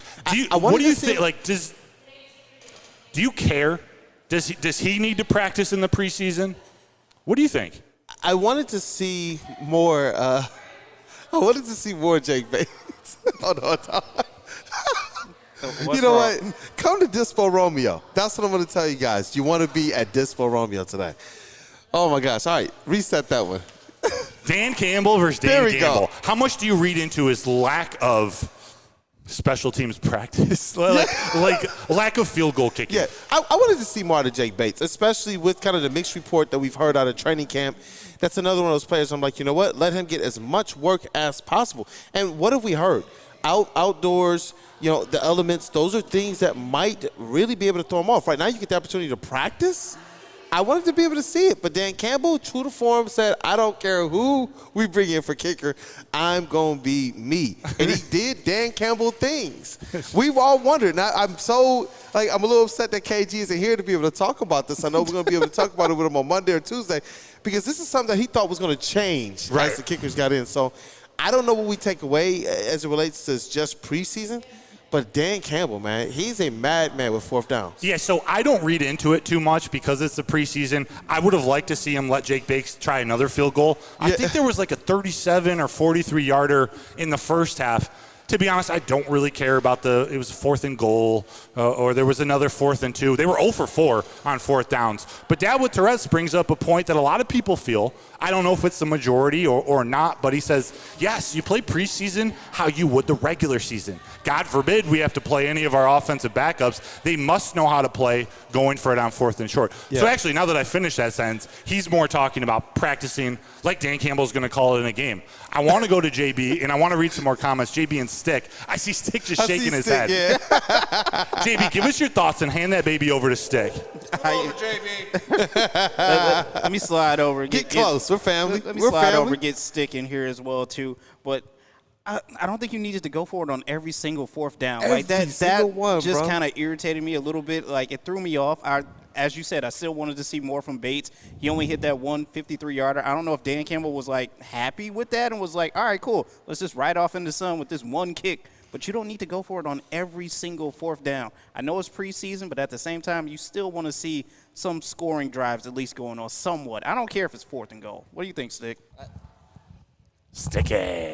Listen, Sticky my love affair with Dan Campbell is something special. It's something I've never had in my life with a grown man. It's very well documented. I love this guy, right? Like, when Dan Campbell's on the television at my house, everybody knows to shut the F up and listen to what Dan Campbell is saying. I don't care if he's talking about goldfish. I don't care if he's talking, like, whatever Dan Campbell says is gospel to me. But you can go back to first-year Dan Campbell, second-year Dan Campbell, watch the postseason shows or the post-game shows with me and Anson, and the one thing is just this going for it on 4th down.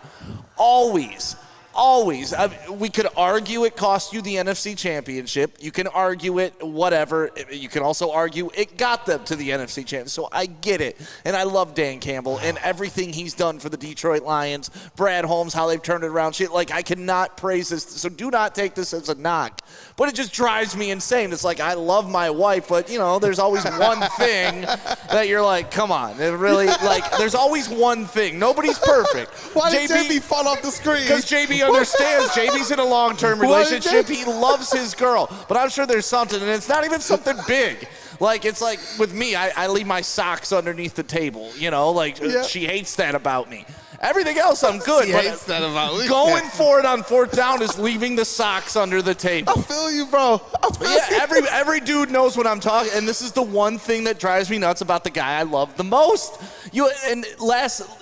You should have been kicking field goals on 1st down, 2nd down. Like, we're in field goal range. Let's try this dude out, right? It's raining. Not just field goal range. 4th and, like, 4. Whatever. Just kick it. Just kick the damn ball. From, like, the 2-yard line. Yeah, from the goal line. Honestly, like, I know you want to prepare for what you're going to do in the regular season, but I was hoping, while I was watching last night, I'm like, all right, hopefully Dan Campbell is playing 3D chess, and what he's doing is showing everybody in the preseason, I'm still this crazy guy, but then comes the regular season and we play real football again. Like, I just, it drives me nuts because it changes so many things. They were down 14-3. They kick a field goal, it would have been 14-6. You know, like, the whole game's different. It's now a one-possession game. Now you're coaching different. Now it drives me insane. I love you, Dan Campbell. Yeah. Please. I was wondering. Please quit putting your socks under the damn table.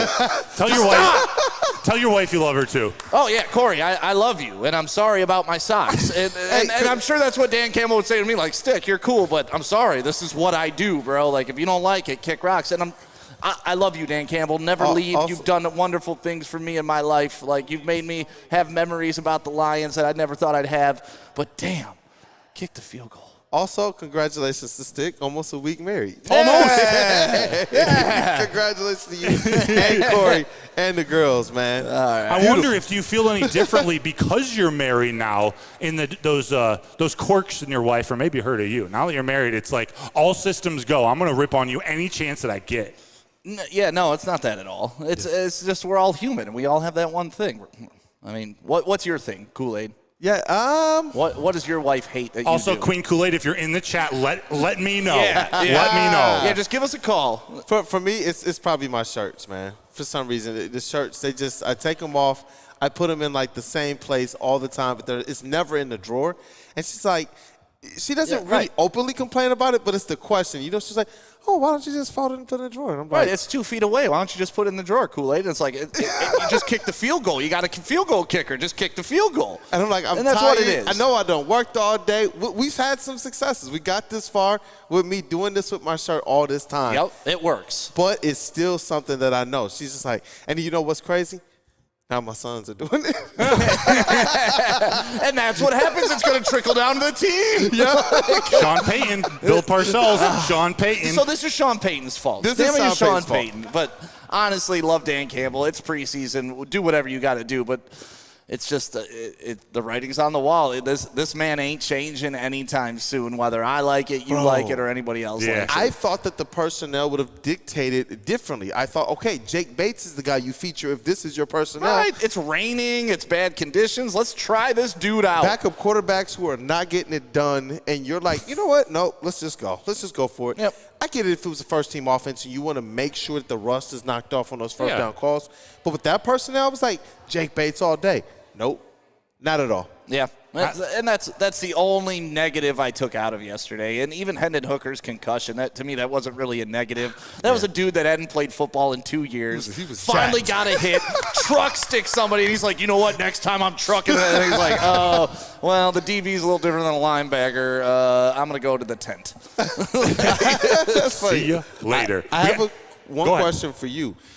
With Jake Bates, the one thing we do know is that there were some questions about who he is outdoors.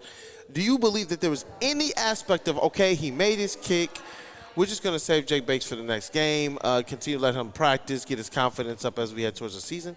Or do you think it would have been better for him to get those reps in those situations, even if he messed up last night? Yeah, I mean, for any player, I mean, it's a little different conversation than should Dan Campbell have called it one way or the other. For Jake Bates, I think he should get every rep. Like any time it's fourth down, I would run him out there just to get the muscle memory down. In your brain, too, the confidence of, hey, I can make a 53-yarder. Also, I can make a 35-yarder.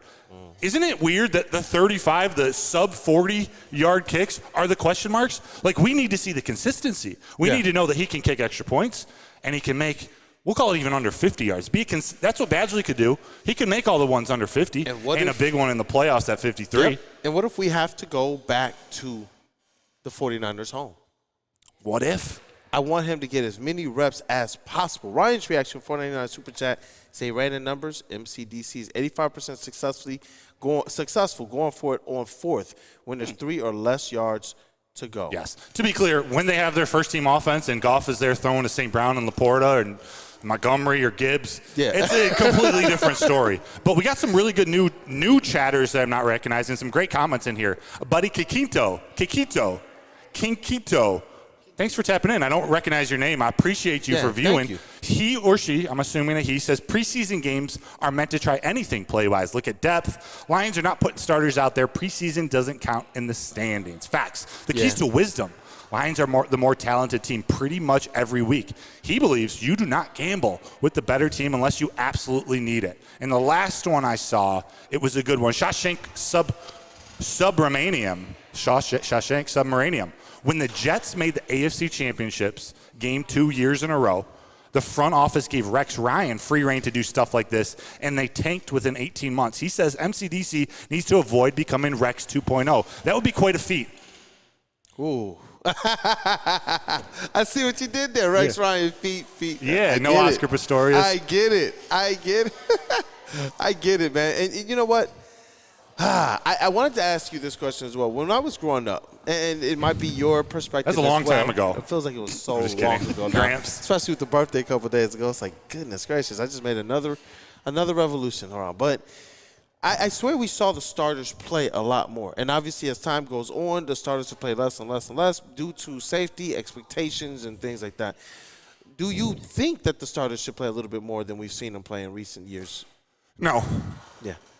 These starters, especially on offense, starters all have familiarity with each other. There's so much continuity to this team, both on the field and in the coaching room. Like, they are on such a strong – they're on the same page, and it's such a strong confidence and relationship when they're game planning, when they're scripting the first plays. I want to see them script the first couple plays of a third quarter. I meant to watch that. Oh, my word. Not that – can't read into too much in the preseason game, but all these different things. How is Ben Johnson going to improve? Because I think he's going to. I don't know how that's possible, but I do believe he's going to. I don't want to see the starters. There were some pretty serious injuries, even to a backup tackle. Man. Like, I have question marks on the offensive line now. Not the starters, but the backups. And the depth of the offensive line was something I was so excited about before the season. Like, to think about the centers that they added, Kingsley Egwakun and Duke Clemens, Brian Hudson, some of the guys, Yodi, he's in now his second straight year of understanding this offense. He had game action. I wanted to see him play better. I don't want to remember Yodi for stripping the ball out of a DB's hands after an interception. Great play, don't get me wrong. But I want to see him dominate a second-team defense, and he didn't. And Sorsdale, I talked about him earlier in the show. I was disappointed in how Sorsdale played. I thought he was going to take a jump, and I thought this was the type of game, preseason game, against a number 2 defense, second on the depth chart defense. I thought Sorsdale could step up and be the leader of that second unit. That was the last thing we saw. That talent. Yeah, that was the last thing. When we come back from break, and we're going to have an extended mailbag today, so we're going to answer direct questions from all you in the chat. So start getting them in. We'll start that in about 20, 25 minutes. But I also we got to talk defense, and we got to talk the few kickoffs we saw, including one little accidental squib, caused a penalty. We'll see. Let's talk about that, Kool-Aid. But I know you got to tell them about some insurance. Like, do they go get another quarterback? Do they need some help behind golf, just in case Hooker misses some time? Ooh. Hold on one second, bro. Oh, you're good. I got you. Is it Swiss? Can you put the camera on me? Swiss Insurance. This is what you need for all of your insurance needs. Just like I just said, the Lions, they might need some insurance at the quarterback position. We're pretty sure Nate Sudfeld isn't that number 2 on field. How much time is Hooker going to need off? I don't know. They might need some insurance at the quarterback position, but whether it's home, auto, any type of insurance you need, contact Mark at Swiss Insurance today. Mark at Swiss Insurance. Go check him out. He'll hook it up. Any Lady Jane's Haircuts for Men, and claim your throne for a king's treatment from one of our talented stylists. Open 7 days a week. Walk in anytime. Just get to a Lady Jane's today and receive a precision haircut, scalp massage, hot lather neck shave, and a hot towel treatment. A haircut should not be a chore. It should be an experience. And that's exactly what Lady Jane's has to offer. Open 7 days a week. Walk-ins are always welcome. There's always a location near you. Lady Jane's Haircuts for Men. It's wicked awesome. You smell that? That's Brad Holmes cooking. And the off-season smells good. Woodward Sports. Stop searching for a vehicle and start finding one. Les Stanford Chevrolet Cadillac makes it easy. We harness the power of multiple dealerships and own the biggest selection of GM brands in the area to get you the car you need. With the Les Stanford Group, you'll have access to 4 different dealerships, providing you with more makes, more models, and more choices. We're connected to more than 1,000 vehicles. And with so many high-quality CPO vehicles available, you'll find new car quality at pre-owned prices. You can start and end your search at lesstanford.com today. Planet Fitness, you can get everything you need for just $1 down. Try out Planet Fitness and dang, they got lots of equipment. Not me getting a Planet Fitness membership just for the 24-hour perk. Hey, y'all better get on these free fitness training sessions from Planet Fitness. Did y'all know that the PF app has workouts you can do at home? Cheapest therapy I can find is Planet Fitness. Join Planet Fitness today and get everything you need for just $1 down. $15 a month, cancel anytime. Deal ends Thursday, July 18th. Did somebody say merge? Look, do yourself a favor. Head over to woodwardsports.com. Click on that shop tab. We are dropping new designs every single week. I actually don't even know why we have this Welcome to Detroit shirt up here. That it is gone. We got the hashtag Boo Them Kids out right now that you need to go pick up and support when you're down there at Allen Park and when you're out at these preseason games as well, too. You know the Lions fans travel as well. We got the Dan Campbell, Brad Holmes Elections t-shirts, hoodies, and hats as well, too. And you can't forget about the Tigers, even though they're not doing the greatest as of right now. But still, head over to woodwardsports.com, click on that shop tab, get swagged out. What up, dope people? How'd I do with that? How'd I do? This is Wake Up Woodward, the first show of the day for the Woodward Sports Network. Kool-Aid, his complexion changed a little bit during break. I did the whole, tan thing. Nice. Hey, as long as you got the voice, which I know you do. Yeah. I know you do. This is Stick. Hello. You've seen him behind the scenes over there. He runs the show around here. I'm excited to get his opinion on some of these topics.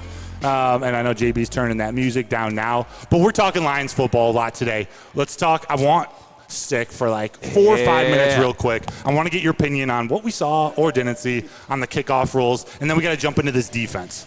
The kickoff, it sucks. I mean, it is what it is, right? It sucks in general, or just it sucked last night? I just want my kickoffs back. I want to be on my this is old man yelling at the cloud thing. I just want it back when I could watch, Eddie Drummond.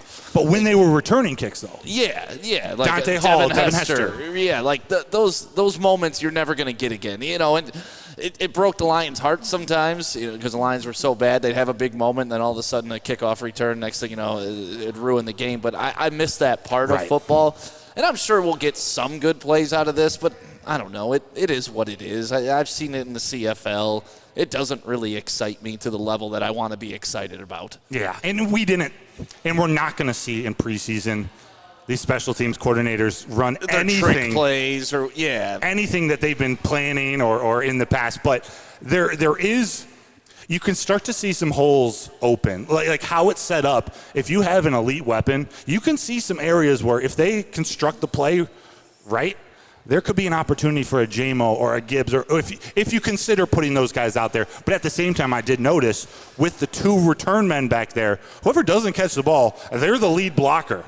And so I don't know if I want JMO there every play, where I'm now leaning towards. Yeah, that's the thing, because then the defense can turn it around and force JMO to take a bone-crushing hit every single time. So there's going to be some strategery involved. Like I said, I just want my old kickoffs back, and I know that's never going to happen. Another new part of the game that came into play last night that I thought sucked. Horrible. If you saw my halftime tweet. I didn't, but I know what you're about to say. I did, trust me. You saw my halftime tweet? Yeah, I had 6 takeaways from halftime, and it was essentially the same 6 takeaways at the end of the game. But, yeah, the new measurement, instead of bringing the chains out there, that was, once again, old man on a cloud. Like, I remember in Tecmo Bowl, they'd bring out the chain and, stuff like that. Like, that's part of the pomp and circumstance of football. And, I don't know, seeing a computer-generated football on a computer-generated field this short, it was like, come on, what are we doing here? Trot those guys out there and let's do it the right way, or just put a chip in the ball and let's just call it what it is. And it took like 10 minutes. It took longer. Like, you were just standing there, and I get they're testing it out, but I don't understand. I watch a tennis match, and within a split second, you see the little graphic, like down to the millicentimeter. Yeah. If that's a unit of measurement. Hey, we're in America. You can do what you want. Yeah. Down to the ounce or the gram. You can't do that, though. You can't mix weights and measurement. It is. Well, there's our special teams combo. Yeah, well, ounces and grams. We're here at Dispo, so it's important to discuss those things. It is. Stick. Defense last night. Yeah, strong. Not bad, right? Not horrible. Yeah, I mean, you want to see the rookies play. You want to see Anik Robinson and, some of those new guys get in. I was looking at James Houston, wanting to see if he still had that low dip, and you saw that on a couple of his drives. You saw a nice open field tackle by him. Yeah. Listen, I'm not really interested in the 4th, 5th string guys. It's the 2nd, 3rd string guys that are going to get some reps, or we're going to need when somebody gets injured down the line.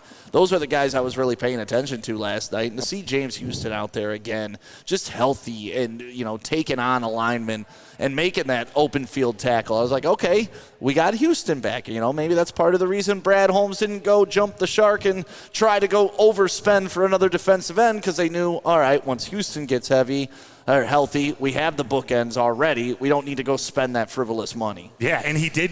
After the game, he's dealing with a little bone bruise on his knee. So hopefully that doesn't keep him out long. It's football. Yeah, the bone bruise I'm not worried about. At least it's not Achilles, ACL, any of that stuff. And that's it. And even with Hooker's concussion, like the way, I'm not saying concussions aren't serious, but compared to like what they used to be, if they see a guy just take a hard hit to the head, they're going to go evaluate him for a concussion, whether he clears protocol or not. Once you're in the protocol, it's hours. Yeah. So it doesn't really matter how hard of a hit it was. And I don't think Hooker got crushed by any stretch of the imagination. Concussions, you just don't want multiple. You don't want to build on it, but it's not like you're out for the year with a torn Achilles. All right, he just needs some rest. It just happens to be at a horrible time. But I love the James Houston comment, because there were some other guys who stepped up that might be lower on the depth chart, but it's part of what pushes Houston. I'm not talking Broderick Martin, but like the Isaac Ukwus of the world, the Nate Lynn's of the world. Like,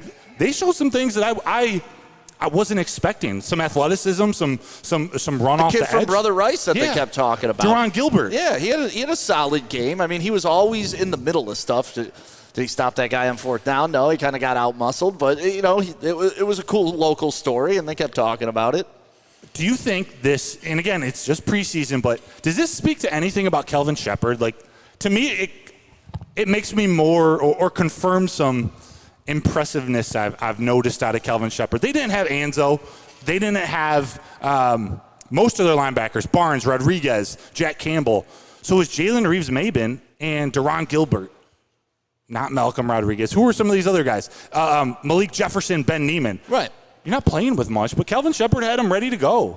I mean, honestly, that's the type of guys he was playing with year one when he was trying to coach him up, right? This is honestly, this was a different preseason version of the Detroit Lions that I think we've ever seen because not one starter on offense played. It wasn't we were trying to figure out any starter position, like nothing. There wasn't, oh, we need to try this out. Okay, there's a battle at right guard. Oh, there's a wide receiver. No, it's set. It's good to go. Now you're just evaluating everybody else that is, supporting on this team. And I can't remember a preseason where that's ever been the case for the Detroit Lions, where they go into game one, all right, 11 set on offense, we're good to go. None of those dudes are playing. Not one. It's cool to me that we've evolved to this point, and that's why this preseason is going to be a little bit different to evaluate. Yeah. Kenneth Matthews, the Lions linebackers are trash. Y'all just slappies. Hey, next comment. Are you from Minnesota, L.A., or Green Bay? Let me know in the chat, Kenneth. Because none of the linebackers played. That's part of what I loved about Kelvin Shepherd and how he coached up the young guys. But what that shows to me is a fan that really hasn't watched the Lions last year, because 2 years ago, you tell me about Alex Anzalone, I say, yeah, our linebackers are trash. But the way he's evolved in this system has been incredible. And if you look at the growth of Derek Barnes, too, I mean, who sealed the game against Baker Mayfield? Derek Barnes, who's had reportedly another step and another level at training camp. Derek Barnes, and what's that attribute to? A system, a cohesive coaching staff, understanding where you're supposed to be, putting athletes in the right position. So, I mean, it's all interconnected when you're talking about from the top down how you can keep building a guy like Derek Barnes up. But I'm excited for him. Yeah, and my last comment on the linebacker room, before this game, Dan Campbell and Kelvin Shepherd approached Jalen Reeves-Maben like, hey, dude, you don't have to play tonight. And he was like, no, I'm playing. I just got my contract. I'm the special teams player of the year, basically. Let me go hang with these younger guys and be the captain. I don't know if we're going to see him the next two games, but I got to shout out a leader like that, Jalen Reeves-Maben. That's part of this culture. I am a slappy for Jalen Reeves-Maben. Yeah. I mean, listen, you love a special teams guy? That's awesome. Jalen, and he's a dog. He's paid in the league. He gets out there, he does his thing. But, yeah, you know what he's going to deliver every single game. I wasn't really expecting much out of him. Yeah, well, 1,000% quarterback percentage last year, 1 for 1 for run. Broderick Martin, let's just spend just a couple minutes here before we get to break and open it up for mailbag. Yeah, thin Broderick Martin. Thin, but still an absolute monster. Yeah. Like, did he not still look like one of the biggest guys out on that field? Well, that's what they said. They were rebuilding his body for the position that he wants to play now, and that's what he did in the offseason. And, players that do that, sometimes it works, sometimes it doesn't, because you got to completely relearn all your leverage and stuff like that. So, once again, it's a tribute to the coaching staff. Hey, we got a fat guy. We need him to be a thin guy. Now he's a thin guy. And that's how it should work, right? You show up. That was the problem with Sean Rogers back in the day. Yeah. All the talent in the world, but dude would show up drunk, out of shape. And I know because I would get him drunk before practices. I love Sean Rogers. But if that guy put in like half the work of an Ndamukong Suh, he would have been a monster. He was a monster. He would have been an even bigger monster. Think of how many guys, this is kind of an aside, regardless of the sport, we're actually could have been some of the greatest of all time, but just whatever reason in their journey, they never made it to the league. Well, you know why? You get unmotivated when you're around a bunch of losers. Calvin Johnson, how is that guy supposed to get out of bed every single day knowing he's going to be the only one putting in max effort and has the athletic ability to beat anybody? Like, oh, yeah, okay, I look across the field and there's David Kirkus. Yeah, okay, this is going to work out well. Shout out David Kirkus. Yeah, who used to lose hot body contests in Canada, by the way. just so I'll let you know. Stig Ryan's.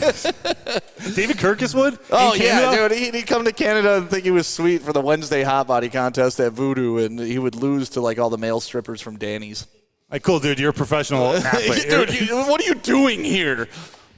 Athletes they're people. They're just people. They are. I'm sorry, not to interrupt. But speaking of athletes who are just people and that sucked, Golden Tate.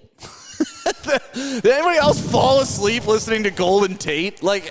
And how many times are they going to show the flip of him going into the end zone? Like, that had to be brought every single time. Listen, Golden Tate was fantastic wide receiver. Not a great color commentator. No. Not a great color commentator. And it was his first time. I'll listen to him again, but I love Start at Golden the high Tate. school level and work your way up just like anything else. He had no personality. Like, No. he's such a And fun no guy. insight. None. No, like, I either want energy or insight. One or the and other. if you give me both like Tony Romo, I'm in love with you. Like, that's what I want out of my color commentator. I want to learn something from you. Or I want to be pumped up. And Tony, what Golden Tate was like, yeah, that was a nice catch. He got 3 yards there. Nice. It was a good block in front of him. Yeah, nice. Nice, Jason Ross Yeah. Jr. I do like poor Jason Ross. Ross had to carry that dead body all game, man. Well, I got a question for you, a super chat from Ryan's Reaction when we come back from break. We'll tie this off. We'll start taking mailbag questions. Get them in. Get him in, but we're going to tell you first about Mark White and Associates. Yeah. Am I saying that? If you're able to. Yeah, I Let don't it fly, have the baby. script in front of me, but Mark White and Associates. You want to buy a house? There's no better person to go to than Mark White. Listen, the market is getting a little crazy. You know, election time's coming. You're watching that stock market go crazy. You want somewhere settled. You want property. You can't go wrong getting property. And that's where Mark White comes in handy. So make sure you hit him up and let him know Woodward Sports sent you. He's got a special gift for you. Braylon Edwards here, Premier Pet Supply. Man, just looking around, who's got it better than pets?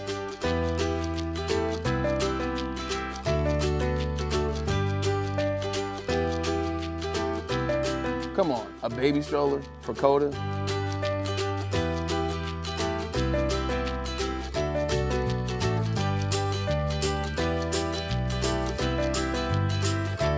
A chef for Lola, really?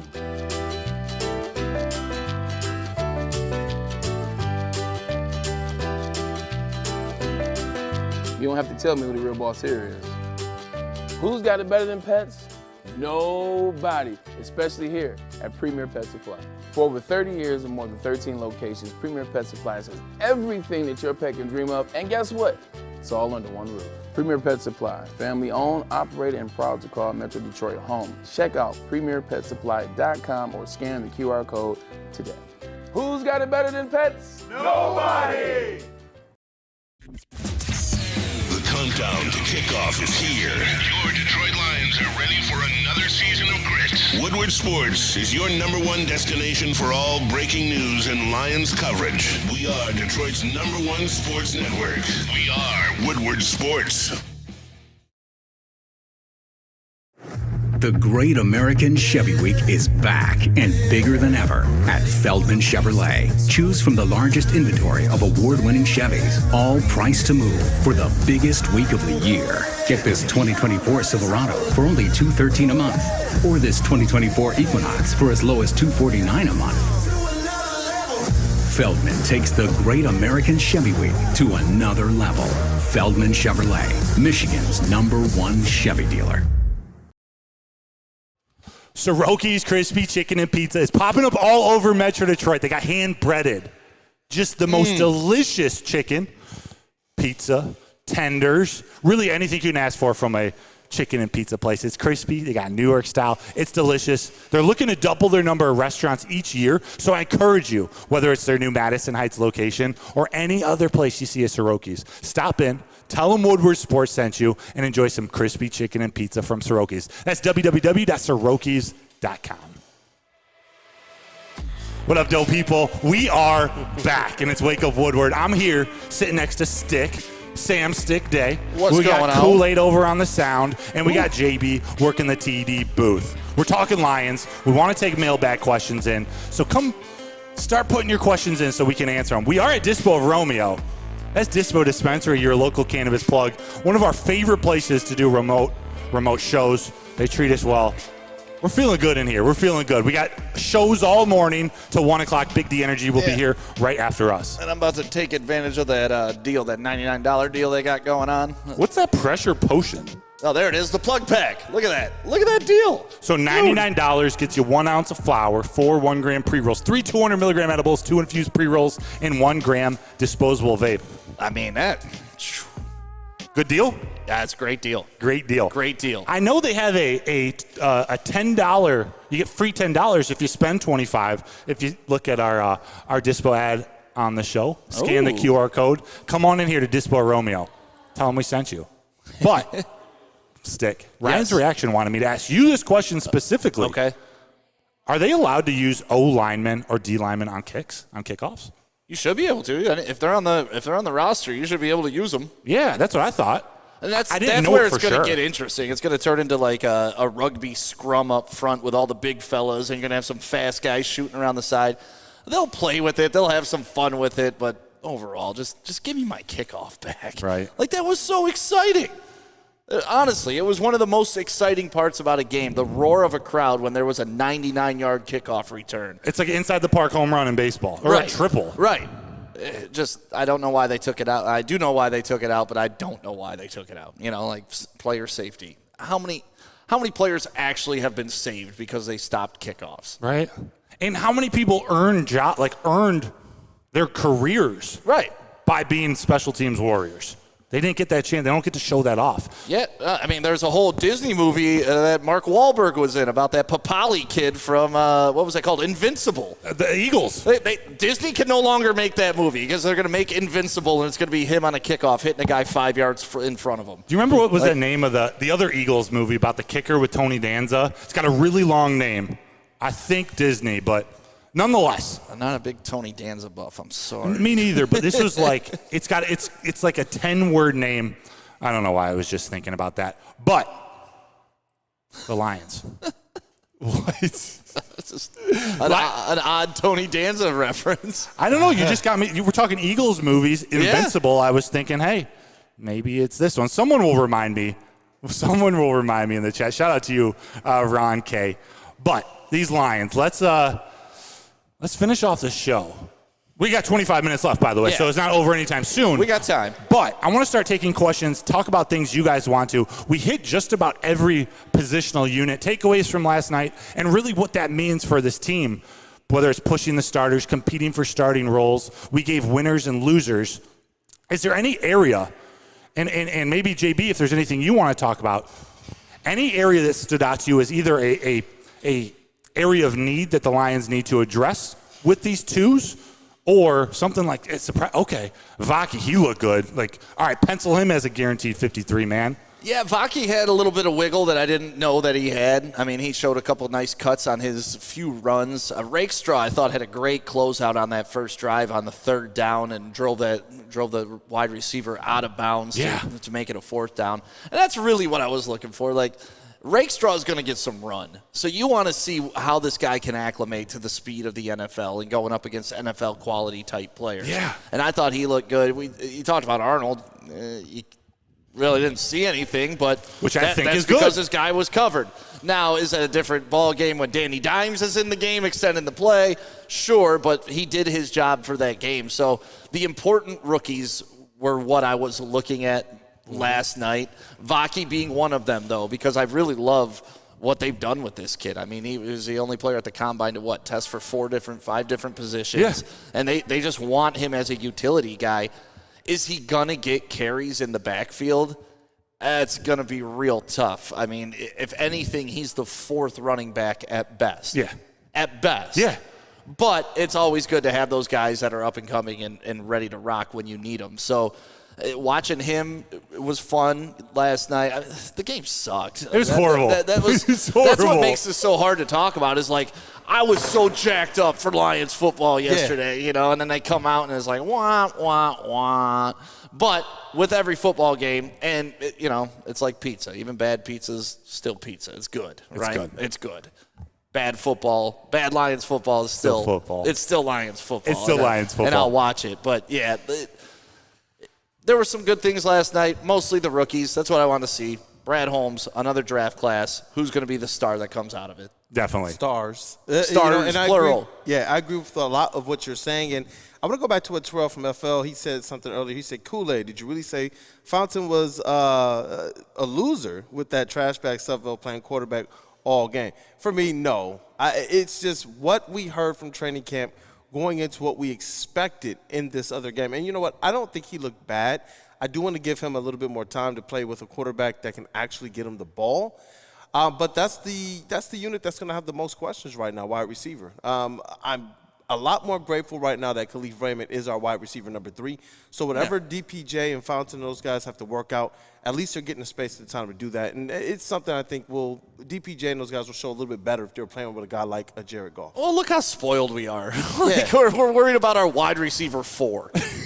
Like, that's the big debate right now. And that's what, while you were in the restroom, that's what we were talking about, was like, this is an unprecedented Lions season, because when have you ever seen a preseason game where they're like, the 11 starters, we know every single one of them. Every single one of them. That's why I asked the question to Broder. You know, when we were younger, we know that we saw the starters play a lot more. But right now, it's almost as if this team, specifically this team, with the chemistry that they already have, with the work that they put in before training camp even got started, some of the things we wanted to see these guys do, they're locked in. And then Dan Campbell said it as well. They get so many looks at these guys, especially in the joint practices, that if you look at how many drives that they ran against the Giants defense, granted, it's not going all out, they're running 20-something plus drives each practice against the Giants. And Jared Goff in that offense, it was like a well-oiled machine. Well-oiled machine. Yeah, that's one thing they brought up last night on the broadcast, too, about not playing your starters and doing it in practice. Because in practice, no one's going to try to go at your knee. Nobody's going to try to make that extra crazy play because they know what's at stake. And that's exactly what you don't want, is to run your starters out there against a guy that's trying to make fourth string out of Grambling. You know, this is his last chance. And if he makes this play on Jared Goff, he's going to make the team. And, you know, he ruins Goff's career just trying to do that. That's the last thing you want to do. But, yeah, to your point, when there were 4 preseason games, it used to be preseason game 1, the starters would play 1 series. Preseason game 2, they'd play a quarter. Preseason game 3, they'd play a half. And then they would sit the 4th preseason game, and that's when you would evaluate who's making the roster. Yeah. Now that there's 3, it's a little bit different equation. But that's where you got to credit Dan Campbell, because even if you go back to the Hard Knocks when the Lions were being covered there, he talked about, listen, I'm trying to get your bodies prepared.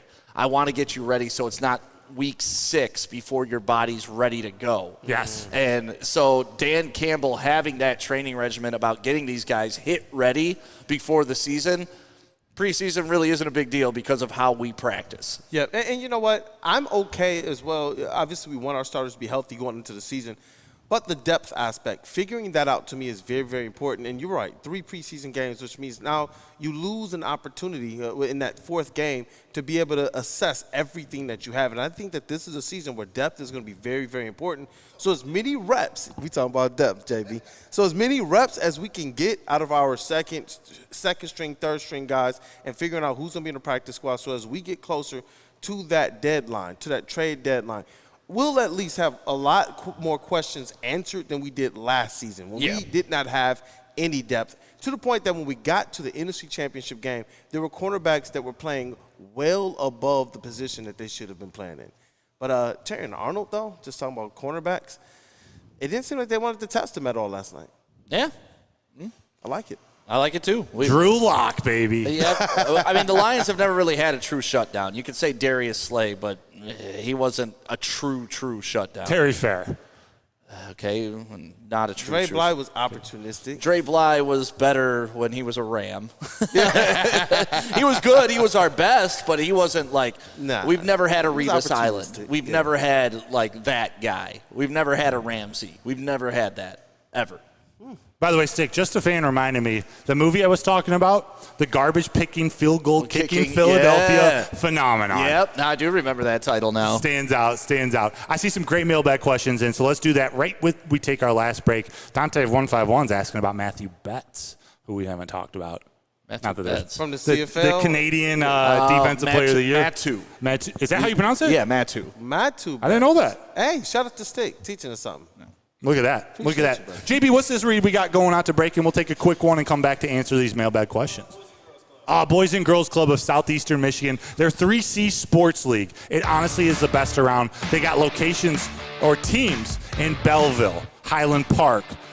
I think it's Wyandotte. They got 4 locations of teams for $175. You get equipment, you get transportation, and a chance to play the championship game at Ford Field. All their referees, all their coaches, all their staff, they're background checked. They're tested. They have to pass certain guidelines to be coaches of your kids. So go check them out. $175. Your kid gets a chance to learn football or cheer and get a chance to play the championship game at Ford Field. That's, the Boys and Girls Club of Southeastern Michigan's 3C Sports League. So just to get the heated steering wheel, I also had to spring for the bigger rims. Yeah, that's how they get you. Those upgrades will cost you an arm and a leg every time. Hey, new car crew, how'd it go this weekend? I got a great deal on mine. How? I went to Randy Wise, not those other guys. They got me in a great new ride, and they didn't break my budget. Hey, could you pass me the sugar? How? Never mind. He made the wise choice. Yep. Make the wise choice at randywisechevy.com.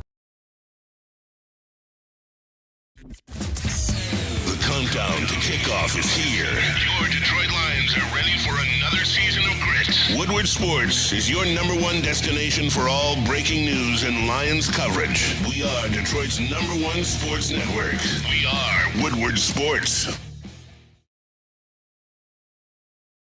The Ally Challenge presented by McLaren is back August 22nd through 25th at Warwick Hills and Grand Blanc. Be there for PGA Tour Champions Golf, Family Night, concerts, and more. Tickets start at just $15. Get yours at allychallenge.com today. At Planet Fitness, you can get everything you need for just $1 down. Try out Planet Fitness and dang, they got lots of equipment. Not me getting a Planet Fitness membership just for the 24-hour perk. Hey, y'all better get on these free fitness training sessions from Planet Fitness. Did y'all know that the PF app has workouts you can do at home? Cheapest therapy I can find is Planet Fitness. Join Planet Fitness today and get everything you need for just $1 down. $15 a month, cancel anytime. Deal ends Thursday, July 18th. Is that an octopus in your pants, or are you just happy to see me? See what I did there? Go Red Wings! From Octopi Experts, Woodward Sports.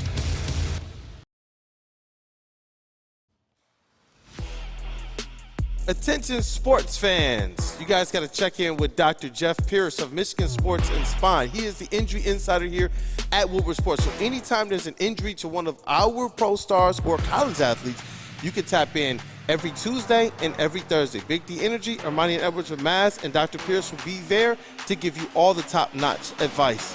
He will make sure to have you playing at your best. Trust the guy at DMAC Trust. You can visit him, MichiganSportsandSpine.com. Hey, and what'd you say? What about Randy Wise?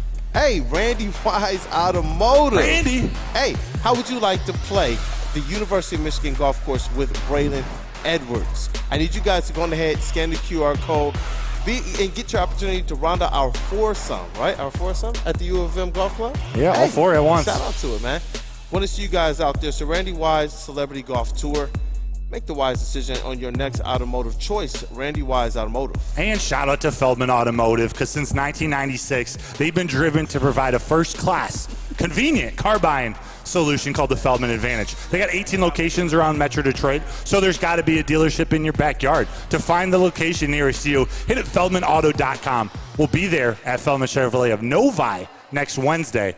They're great. Feldman Chevrolet is great. It's part of what makes Feldman Chevrolet Detroit's #1 Chevy dealer. Hey, let's rock, Let's rock. Mailbag time. Wake Up Woodward mailbag segment presented by Feldman Automotive. I saw one earlier and my computer's dead, so I'm while you look for it, I'll try and read this one too. Yeah, hey, if you can read them, let them fly. Yeah, Xavier D. He says, mailbag. Hooker can still only operate from the gun, not Ben's offense. Are we okay with that as our quarterback too? Eventually. I think he'll be able to learn going under center. I liked what I saw from Hooker last night. Wasn't perfect, but I liked his confidence. I liked some of the throws he made. Even the incomplete passes that were a little high. Shout out to my dude Easy in the chat. They were spirals. Like, he can sling it, and he showed he's got a lot of talent. And he's got the savvy. He's got the FBI, the football IQ. It's just now putting it all together. And that takes reps. That's the only reason, not the only reason. That's why this concussion, it's the worst timing for him, not for the team, but for him. These reps are so important. So, Xavier D., I'm confident that Ben Johnson and Jared Goff and Nate Sudfeld will help Hooker be able to be a stronger quarterback under center and not just a Tennessee-style offense. And so to speak, when you're talking about Ben Johnson's offense, I don't want to just relegate Ben Johnson to the offense that he designs around Jared Goff. I believe that Ben Johnson is the madman, the genius offensive coordinator we believe him to be, that can also design and probably already has ideas surrounding a mobile quarterback like Hendon Hooker. So if he is in the game, I would expect that Ben Johnson is going to have an offense designed that he knows Hooker is going to be able to run and you get the best out of his capabilities. Why would I want Hooker with his ability to be mobile, to honestly make plays with his feet? Why would I want him in a Jared Goff-style offense and not one that's hedging him more towards his strengths? Oh, absolutely. Absolutely. BigCon51 asked mailback, who was the best QB on the field last night? Or best QB groups, Giants or Lions? I'm going Giants. It's got to be the Giants. Like, come on. I'm not exactly a Tommy DeVito fan, but he looked all right. I mean, he looked like he had played last year and, got a little bit better. Whatever. Did you have something to say about him? Yeah, JB. No, I was just going to say, hey, cool it out on my boy, Tommy DeVito. Come on now. Hey. Oh, Steve Lehman, this is a good one. Mailback, who's your dark horses so far? And I'm going to assume he means dark horses to make the 53-man roster. Dark horses. Let me start actually with a guarantee. I guarantee Sione Vaki makes the 53-man roster from week one. I don't know if he's going to get a snap at running back week one, but I think he's going to be on that 53-man. Then I think a dark horse, it's a guy I like, so maybe I'm just playing into the narrative and taking a little bit of good from last night. Isaiah Williams, wide receiver out of Illinois. Dude has experience, 4 years in college, I believe, 2 years at quarterback. Just looks solid, bro. Antoine Randall will love him. Got a snap on kick return, got to return a kick last night, and we got to see he's just a reliable separation, short and intermediate route separation type receiver, kind of like Khalif Raymond. Not the same skill set, but think of that type. No, I like it. I'm sitting here trying to find some more mailbag questions. Any of you have dark horses to make the team from either what we saw last night I like what you had to say about Vaki. I don't know how much of a dark horse candidate he is. And like I said earlier, for me, game one is kind of tipping point. He succeeded everywhere they placed him.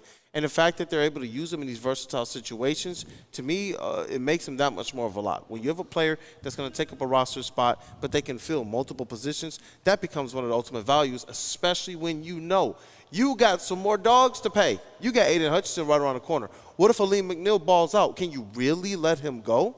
And then the way that we know Brad Holmes utilizes free agency, you need a player like Sione Vaki to make the team, and you do need a wide receiver like Isaiah Williams to be good enough to make this team. It puts this squad and Brad Holmes in their best position to have that longevity that they talk about. Definitely. Steve Lehman brings up a great name, Uku. He was the defensive lineman, the edge, who played really well last night. Isaiah Williams, Vincent, he said. And I saw one, Ron K., Stephen Gilmore. He is a dark horse. They like him enough to bring him up on the 53 late in the season last year. They don't want anyone else to get their hands on Stephen Gilmore. Matt Betts, the Keys to Wisdom, says, Matt Betts, dark horse, contributed on special teams last night and got a few snaps at edge late in the game. These are all great options. Yep. Just seeing if there are any other names. Yeah. Eric Gray looked good. Yeah, Steve Lehman also asked, what are we looking forward to in the next preseason game? So you know how you painted the picture as it relates to the Tigers and what they're doing. Paint the picture for our effectively preseason expectations of what we should be looking for. We have to see more out of the offensive line. We have to find out who those number 2 depth pieces are on that offensive line. Number 1 offensive line in the league, the starters. Yeah. But who are going to be those number 2s? Is Dan Skipper that backup left tackle, or is he a swing tackle? Is he a little bit of both, the swing tackle? Colby Sorsdale did not have a good game last night. No. I needed him to step up. We need to see that against the Chiefs, which should be a better second unit than the Giants. To me, it all relies on the offensive line. Granted, there are other areas. We want to see the secondary play well again. We want to see a little bit more pass rush or pressure from the defensive line, who played pretty well last night. But to me, it's about that offensive line. That is the identity of this team, and we got to have 2 units who can come in and contribute. Because even if Jared Goff is in there, if you have a fall off when you take your starters out, who's ever behind center, they're in trouble. They're in trouble, and you're 100% right, because we've seen this team almost get to the mountaintop with a weaker secondary than they have this year, with a weaker defensive line than they have this year. But that offensive line, that had to be elite, even down to the point to the guys that filled in as injury replacements in the postseason. Yeah. They didn't play too bad. They held their own. And that's the thing. You know this. As much as we knock on wood and say we need Jared Goff to be healthy, we want our offensive line to finish the season healthy, but we got to consider there's going to be at least an injury or two. Yeah. You want that depth behind the starters to be something ultimately reliable. It has to be. If such an asset in Graham Glasgow being able to be a backup at right guard, be the starting left guard, backup at right guard, and backup at center. Yep. If Frank Ragnow has to miss a game, but you still need an actual second unit. I love Kingsley Egwakun.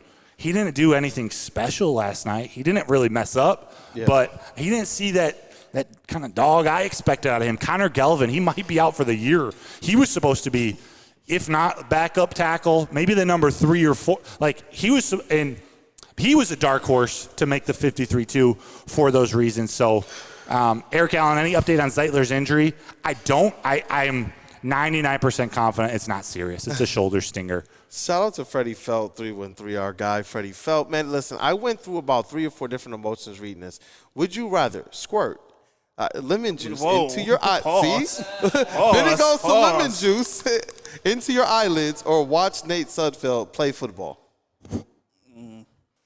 Broder is thinking about it. They're all deliberating. I like lemons. I like lemons. Yeah. Do you like Nate Sudfeld? I would love to watch Nate Sudfeld and how he interacts with Goff in the film room. We need highlight vids of it. We need highlight. You know what? A, I would actually be interested in that, and B, it was a joke because that's where he needs to live. He needs to live in the film room, like a little a troll under the bridge, just right in the film room. He has no business being on the field ever again, ever. I mean, he could get Gatorade for Goff. I mean, that would probably work out best. You know what? In my opinion. Here's a good one. I don't know how much JB's going to like this one here. Let me see here. Mike C. Breed, he said, mailbag, do you see the Lions showcasing Hooker's abilities this season in order to flip him for draft capital in the next couple of years?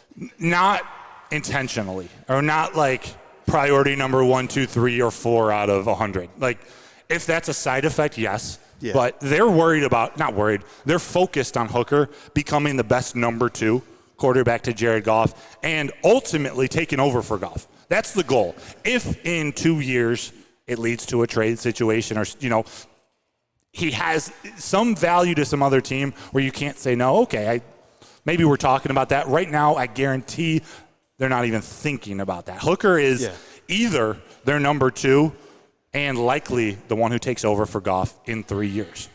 Yeah. That's where I'm at. Do you guys have any other opinions on Hooker?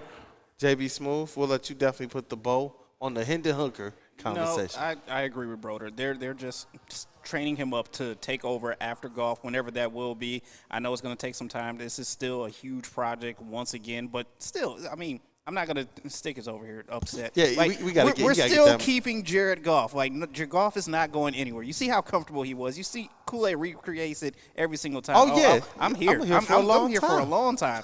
He is. But still, you got to have that quality backup. And someone, please, get rid of Nate Sudfeld. Please, just Get